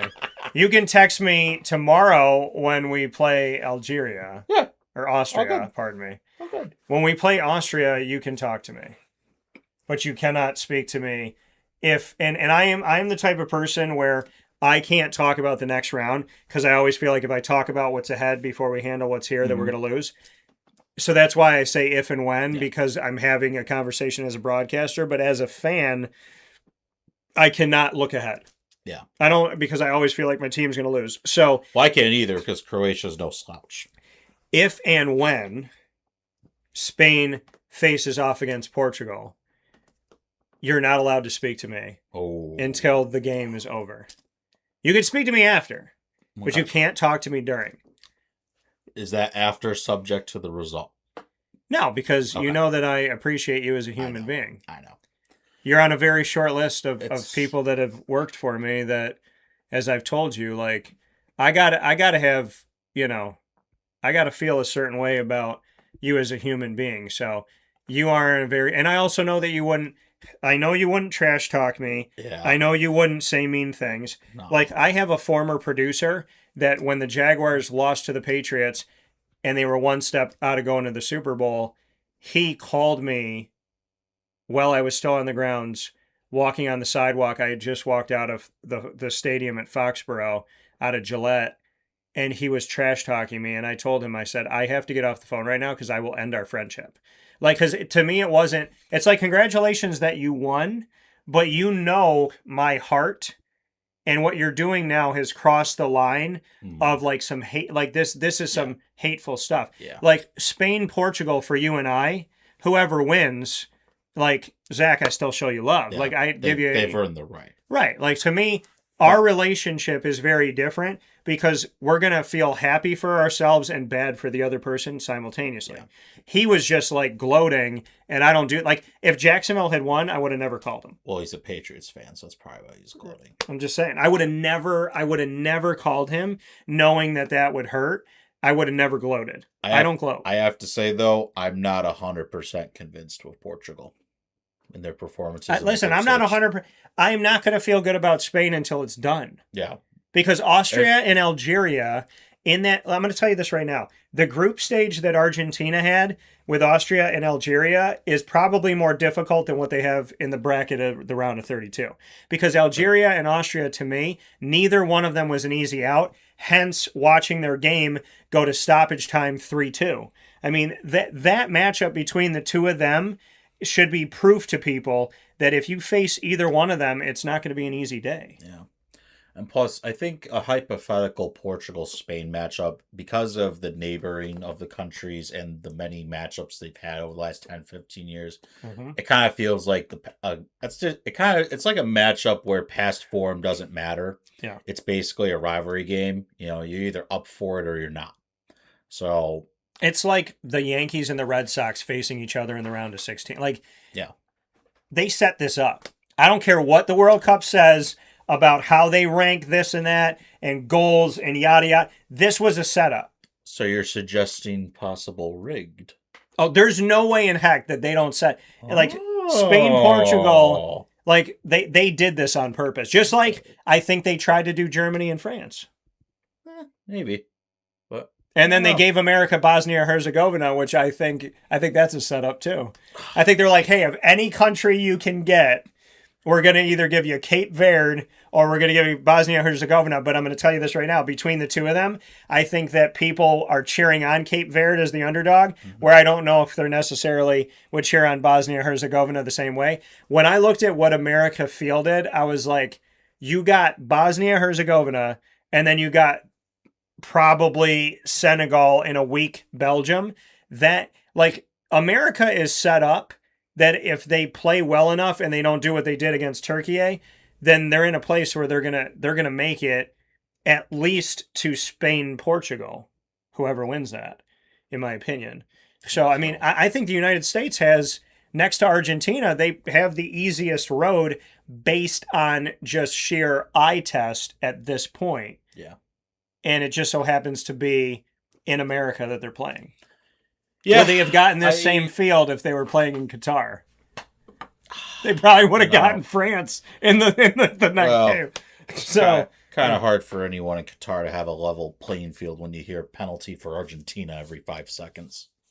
Qatar was interesting. Like, it makes you wonder, how do you, like, when you put in a bid for the World Cup, how does Qatar get it before North America? So FIFA has a rule about rotating confederation hosts. Yeah. Like, but is it money that you got to put up? Like, did Qatar just have like the capital? It's not. I mean, they have the capital. I mean, the Middle East has. That's what I mean, but that's the thing.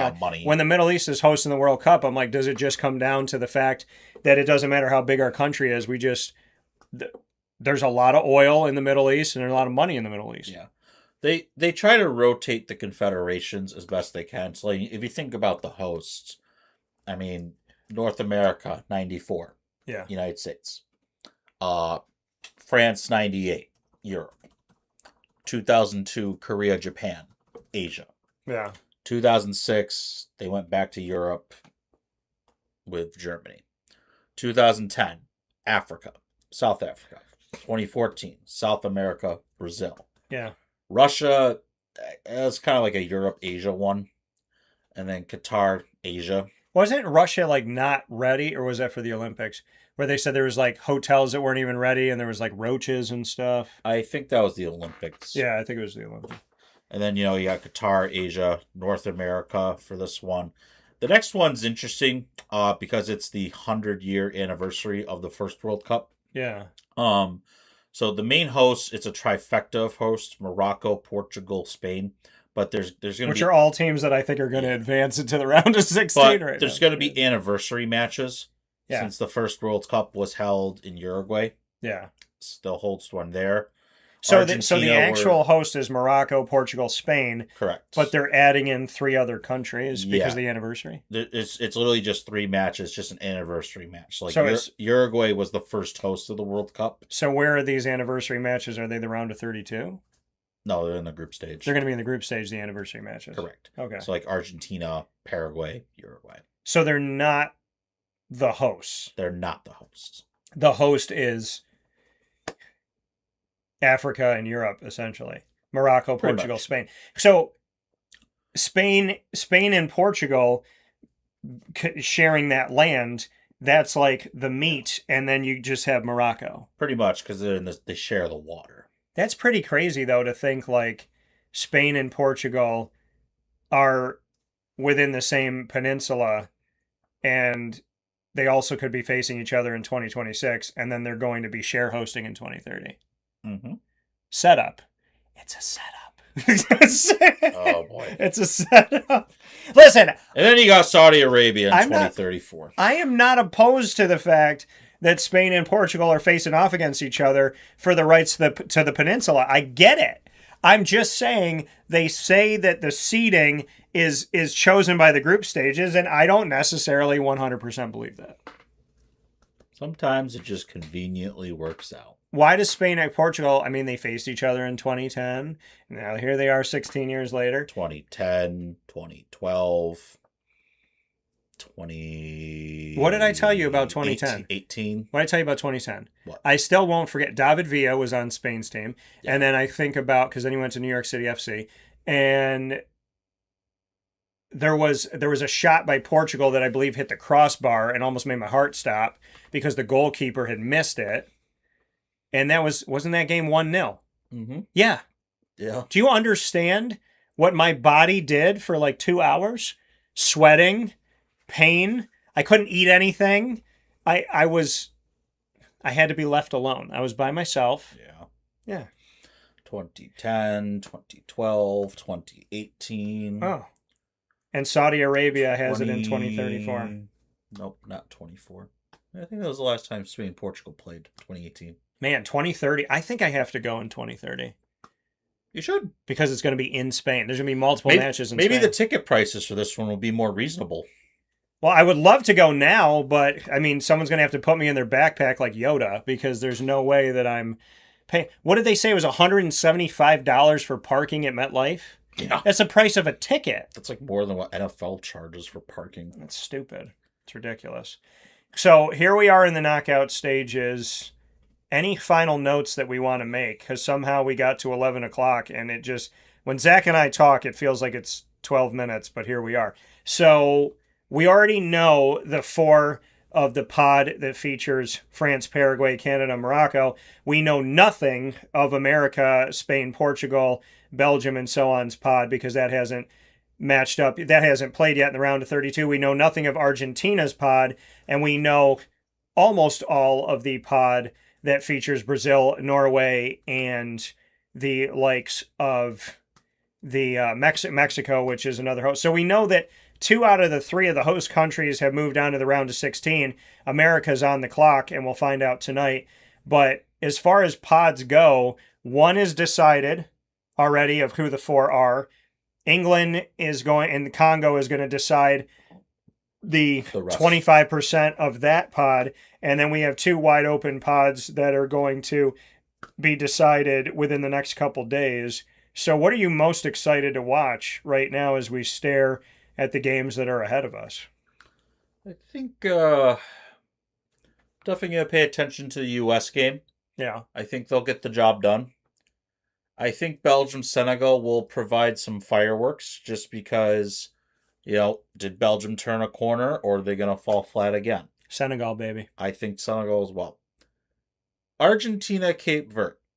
Argentina's heavy favorite, but something tells me that Cape Verde is not going to make life easy for them. Really am hoping for penalty kicks. If it goes to penalties, those Argentina players are going to be nervous. I love that. Because in their mind, we should not be in penalties to Cape Verde. That's what they're thinking. Yeah. So if they actually get to penalties, they're in trouble. 100%. And then, obviously, I think the most high-profile matchup, just because of the 2 stronger countries, Portugal, Croatia.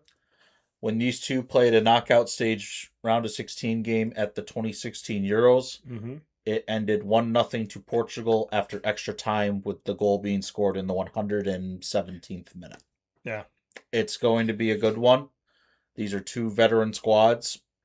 Most likely, it's got a good chance to go the distance. I would argue... Or if Ronaldo just wants to show up and score a hat trick, that'd be great too. Yeah. But I mean, I would say to you, how you feel about Portugal, Croatia is how I feel about Spain, Austria. I think that is going to be a difficult matchup and not a matchup to overlook. My favorite matchup outside of the ones that you already mentioned that I believe can truly 100% go either way, and I cannot be more excited for this game. Ghana, Colombia. Ghana, Colombia. think there'll be a high energy game. And what I love about the two playing each other, even though I want them both to advance, is that we know that at least one of them's going to the round of 16. Yeah, I think that'll be a high energy game. Two very physical teams.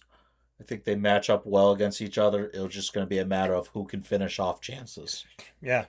So let's pick our biggest upset of the round of 32. Let's mark it. Let's pick one country that we're going to call our biggest, or two, but let's just do this really quick here. So we're going to do biggest upset of the round of 32 that hasn't happened yet. So I'm going to let you go first and then I'll go. So who is going to be the biggest upset? I think it has to be Cape Verde over Argentina. Okay. I just think that's the biggest possible upset that can happen. That you think can actually happen. That I think can actually happen. Yeah. And actually, you know what? Even the idea of it, I mean, there's no other matchup where, because Argentina is a huge favorite out of that entire bottom two quadrants. Yeah.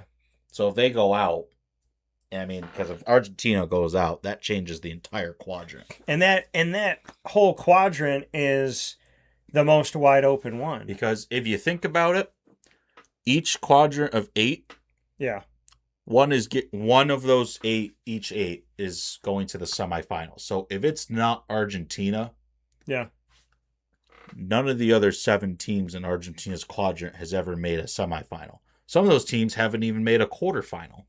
Some of those teams may not even have made a knockout stage before. And outside of the juggernaut of Argentina, it is so wide open. That's what I love about it.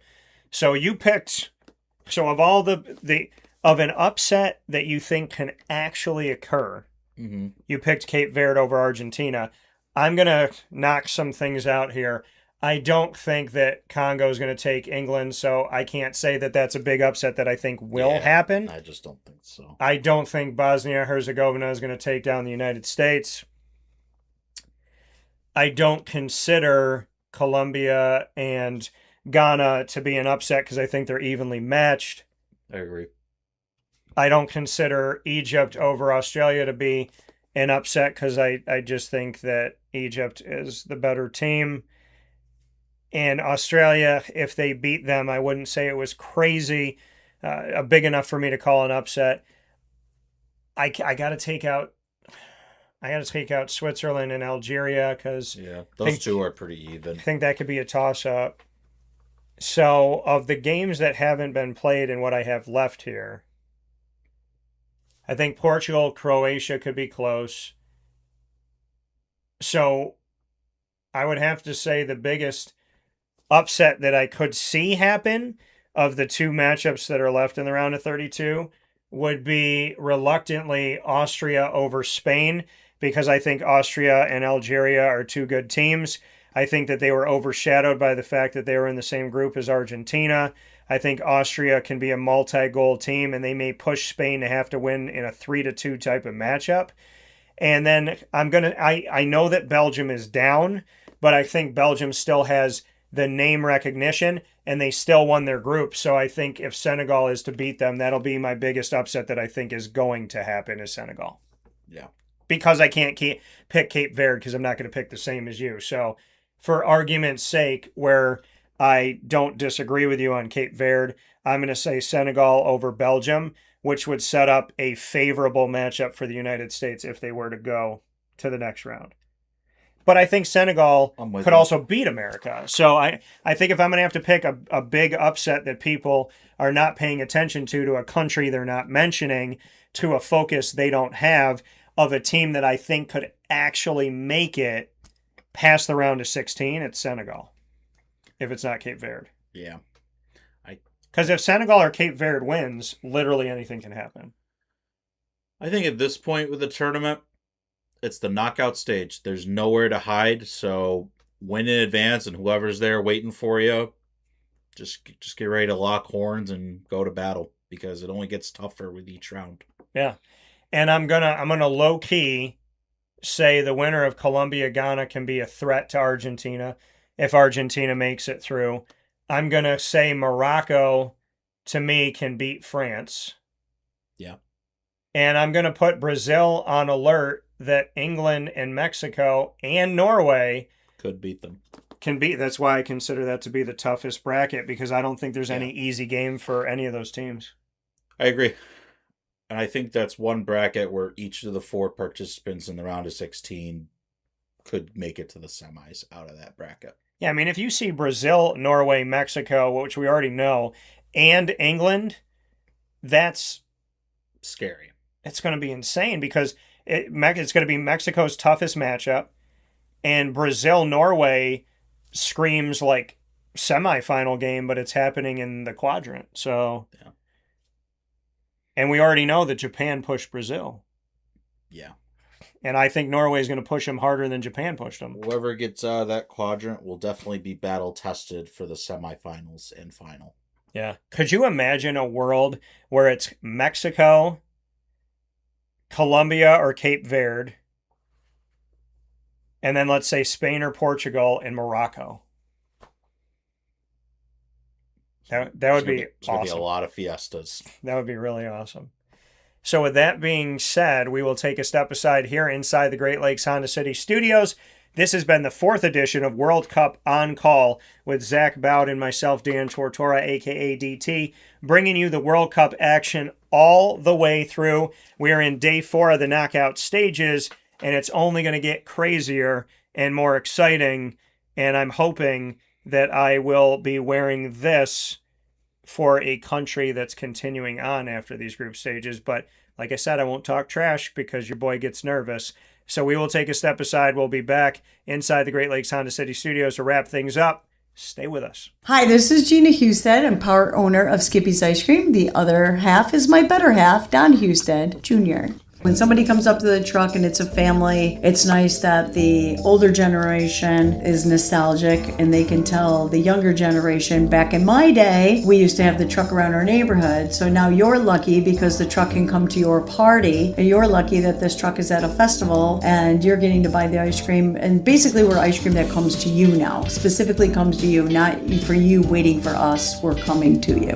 We will do neighborhoods if you have a block party. We do birthdays, we do anniversaries, we do celebrations of life, we do wedding showers, we do festivals, we'll do corporate events, we have a lot of corporate picnics, we have family reunions, so it's a whole wide range of whatever party you have, we'd love to be at. We're so appreciative of the community, always coming up to us at festivals and calling us to have different events. We have a lot of return customers. We always have people coming up to our truck. We're always there for the community. We always try to give back to different organizations and fundraisers, and so I think the community sees that. We like to give back to them. This is where we live. This is where we were raised. This is where our kids were raised. So the community is very special to us. I mean, obviously we've lived here our whole lives, so it means a lot that they come up to our truck and that they choose us, because we're just there to please the community and deal with as many people as we can in this community, because this is, like I said, where we were born and raised. If you'd like to get in touch with Skippy's Ice Cream and have us at your next event, I would suggest using our email, skipthecake,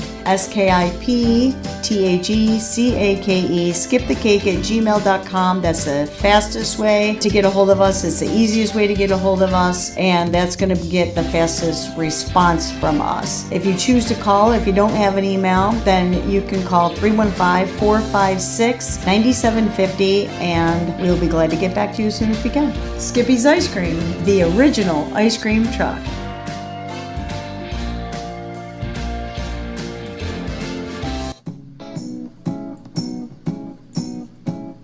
In these unique times, there are those in our community that give us a sense of normalcy and positivity. Pizza Man on 50 Oswego Street in Baldwinsville has been here for you for over 35 years and is here now. Call 315-638-1234 or order online at pizzamanbville.com to bring those familiar tastes into your home. And remember to come see our monthly on-site broadcasts centered around the community and our Baldwinsville Bees. Pizza Man in Baldwinsville. Any way you slice it, they are always here for you.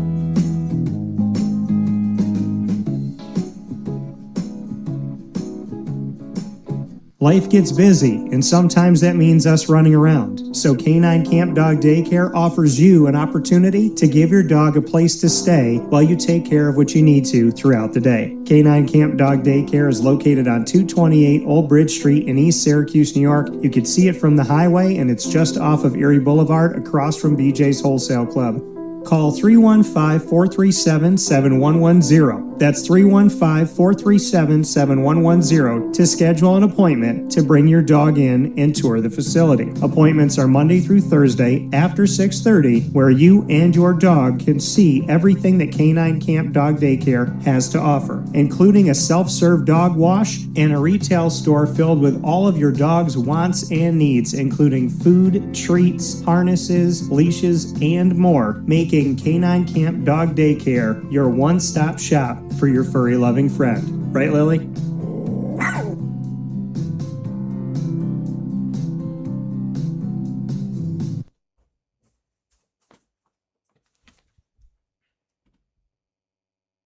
And now a message from Myers Creek Brewing Company, with locations at their Cazenovia Farm Brewery, Syracuse Inner Harbor Tap Room, and soon-to-be Lake Placid Tap Room.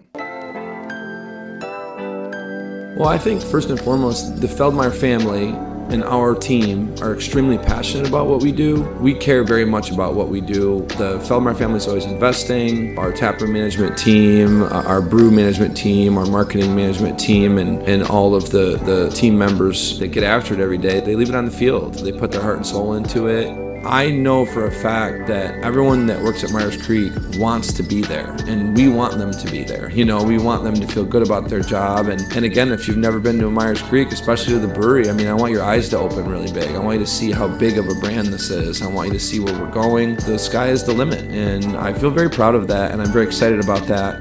When you think of designing a menu for a brewery, it's kind of open to a lot of different interpretations. I mean, you can do American, you can do Asian, you can do Italian, and you just have to find, you know, how that meets that pub style dining experience, that gastropub vibe. And I think it's super fun for us because obviously we know that, you know, everyone in the world is going to sell a pizza or a burger or a french fry, but what can we do to be different? And what can we do to be true to who we are? We are a brewery, you know, a brew pub. So the flavor profiles are kind of all over the place. And I think it's super cool that we have a massive smoker at the brewery in Cazenovia, and we smoke a lot of our products. A delicious smoked turkey. We have barbecue ribs on Sundays. From a pulled pork sandwich to a chicken wing, you go to the Inner Harbor and you go to the Caz location and you'll find similarities in the menu, but also things that are a little different and also kind of fit those different demographics or different communities, and also hopefully just drive you to try every tap room that we have open at some point, because you get a little something different at each one. You know, we understand how hard it is to, you know, work every day and get after it every day, and when you're done at the end of your day, you want to go out and put your feet up in a good ambiance and good environment. So we take pride in that. We make sure that everyone knows that they're very much valued to us.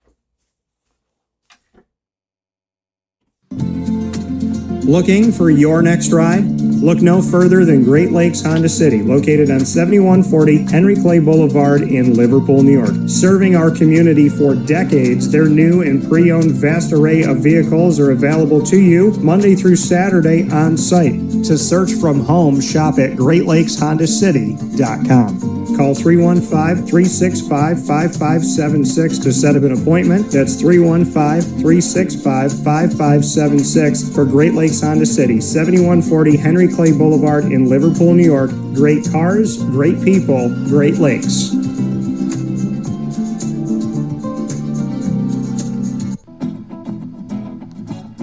Hi, this is Amy from Mother's Cupboard, home of the whole frittata. We are open daily 6 a.m. to 1:30 p.m. For takeout orders, call 315-432-0942 and tune in to Wake Up Call with Dan Tortora for our monthly food challenge and try our Wake Up Call signature menu item available 7 days a week. Here at Mother's Cupboard, we are Central New York, and it's our honor to serve you.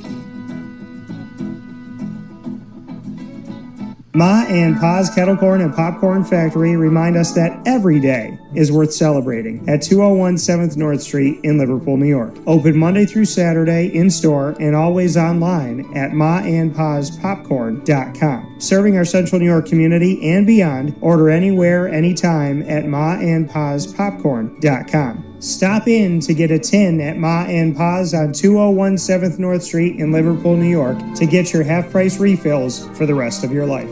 Come to Ma and Pa's for your holiday gift giving for family, friends, employees, and clients. And remember, for fundraising and events, to call 315-450-6272. That's 315-450-6272. Ma and Pa's Kettle Corn and Popcorn Factory. How corny are you? This is Jimmer Sikowski, owner-operator of Chick-fil-A Cicero, 7916 Brewerton Road in Cicero, right in front of the Home Depot. I had a deep feeling that God wanted me to do something bigger with my life and to help people, help others. I kept putting Chick-fil-A in my life, and I realized as I was going through the franchise selection process that positively impacting the lives of others was really core to what we do here at Chick-fil-A. First of all, it starts with the food. The food is brought in fresh daily. We bring in local produce. We prepare to order in the kitchen. We hand bread our chicken. We hand spin our milkshakes. It's great food. It doesn't taste like fast food. I think the second thing is the way people feel when they come in a Chick-fil-A restaurant. It's different. We try to treat people with intentional kindness here, which is very different and deeper than good customer service. And so I think it feels remarkable for most people to come in a Chick-fil-A restaurant. And then lastly, the impact that we try to have in the community is very different. It's a big part of the expectation of every operator of a Chick-fil-A restaurant is that they're actively engaged in their community, they're a leader in the community, and they're making a difference. When they realize that what we're striving to do is to shine a little light in their life, that's a very, very different experience than you will have at any other quick service restaurant. And it's that remarkable experience that I think people will emotionally connect with.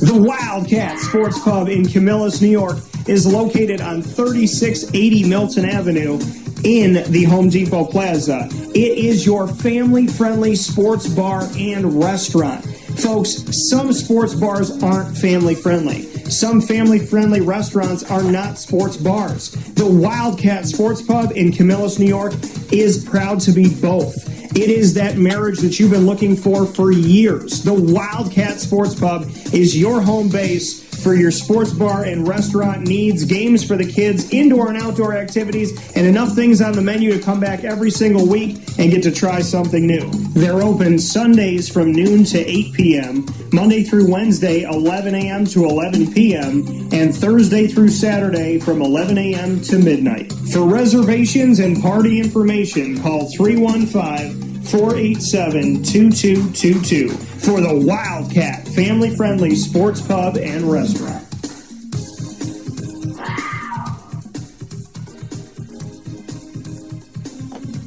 GG Cards and Breaks. Like, comment, subscribe. GG Cards and Breaks, coming to you on 639 Delmar Place in Syracuse, New York, is your one-stop sports card and trading card shop. Go and make a memory. No matter what your age is, go be a big kid at GG Cards and Breaks, getting you closer to the teams you love, the players that you love, and the games that you love to play, from Magic the Gathering, Yu-Gi-Oh!, Pokemon, Disney Lorcana, One Piece, and more, as well as soccer, hockey, basketball, baseball, football. GG Cards and Breaks it's an awesome experience. It literally is a place where you feel at home, you feel appreciated, you feel valued. I can't tell you how many strong, amazing friendships I've created simply by walking in a GG Cards and Breaks. It's more than a box of cards. It's more than a pack of cards. It's a community. It means a lot. And I think we're very spoiled to have them here in Central New York, 639 Delmar Place in Syracuse. Tuesday through Saturday, open 10 to 6. And on Sundays, go and see them from 10 to 5.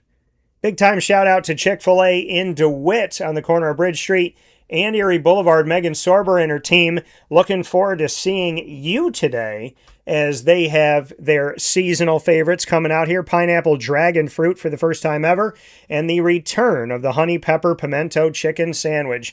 You can order on the app, you can dine in, or you can go through that drive-thru on the corner of Bridge Street and Erie Boulevard. You can't miss Chick-fil-A in DeWitt. It's a giant brick building right there on the corner.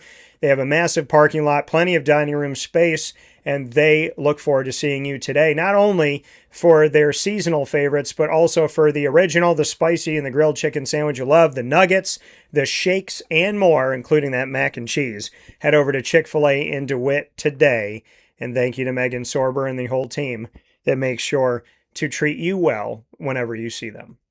With that being said, here on Wake Up Call with Dan Tortora, I can't thank you enough for tuning in today. What a fantastic show. I was telling Zach during the break that it was like 10:28, I think, and then all of a sudden it was 11:01. Those conversations that just flow, the conversations that are feeling like they're 5 minutes, 15 minutes, and they end up being over 2 hours. So thank you for being with us here today. Thank you for following the World Cup action through Wake Up Call. It's an honor and a privilege for me to bring you World Cup on call, and for Zach to join me is an honor and a privilege. My better half, truly, the encyclopedia of soccer, is what I consider Mr. Zach Bowden. So very grateful to be here with him, grateful to be here with you, and grateful on Wake Up Call to bring you an entire segment called World Cup on Call, where we get to talk about all things World Cup here, up and down the East Coast, the Midwest, the West Coast, and all around the globe on YouTube.com and Facebook.com, both /WakeUpCallDT, and on WakeUpCallDT.mixlr.com, Monday through Friday from 9 a.m. to 11 a.m. Eastern Time at least. And, of course, on Amazon Music, Audible, iHeartRadio, iTunes, and Apple Podcasts, Player FM, Podbean, Podchaser.com, Podvine, Spotify, TuneIn, and YouTube. All you got to do is search Wake Up Call with Dan Tortora, or one word, Wake Up Call DT. Make sure to like us, subscribe, download, follow, do all the fun things. I could have made you be charged to find us on these podcasting platforms, and I decided I would rather you go to see my wonderful partners and spend money there than pay for the content that I put out there. So free content for you so that you can go to Great Lakes, Honda City, the Wildcat Sports Pub, GG Cards and Breaks, Ma and Pa's, Myers Creek, the Baked Potato Express, Chick-fil-A Cicero, Skippy's Ice Cream, Canine Camp Dog Daycare, Pizza Man, Game Point Sports Complex, Gray's Craze of Clay, New York, Avicoli's, Chick-fil-A in DeWitt, Canine Campground Dog Boarding, Willow Rock Pizza Pub, Mother's Cupboard, and to give to them, as it's all cyclical here, and I want you to help out these beautiful businesses that I appreciate so very much. And, of course, to make sure you get your gear from our exclusive multimedia marketing partner, which is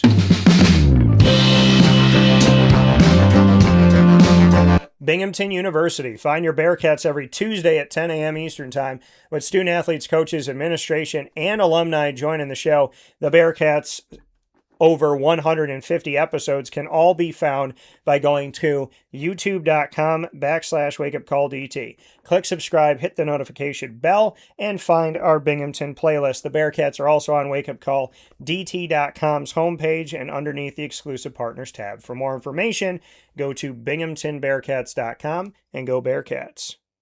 With that being said, here on the show for Zach Bowden and myself, Dan Tortora, aka DT, thanks for being with us inside the Great Lakes Honda City studios.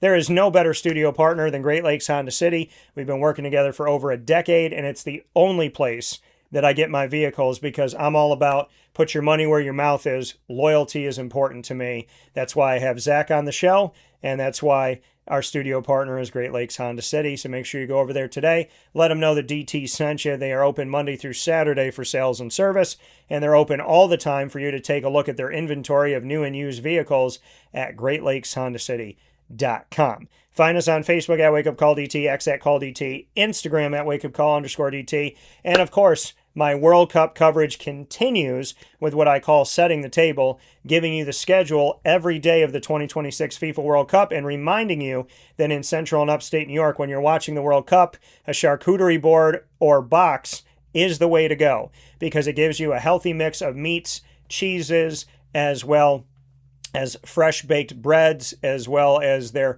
fresh baked sweets and their fruit, everything they have to offer. If you want a cornucopia of fantastic flavors and a great assortment, you go to Gray's Craze of Clay, New York, whether you're watching the World Cup or whatever you're doing in Central and Upstate New York on 4599 State Route 31 in the Clay, New York area in Suite 5. You can order online by going to grayscraze.com/clay-ny, or you can call them right now at 315-409-4171. Watch the World Cup, get some awesome food from Gray's Craze. Have a beautiful day. And as we always say here inside the Great Lakes Honda City Studios on Wake Up Call, God bless, no stress, do your best. I'm your host, Dan Tortora, and it is an honor and a privilege from God that I get to be here with you every day. Take care, everybody. Be good.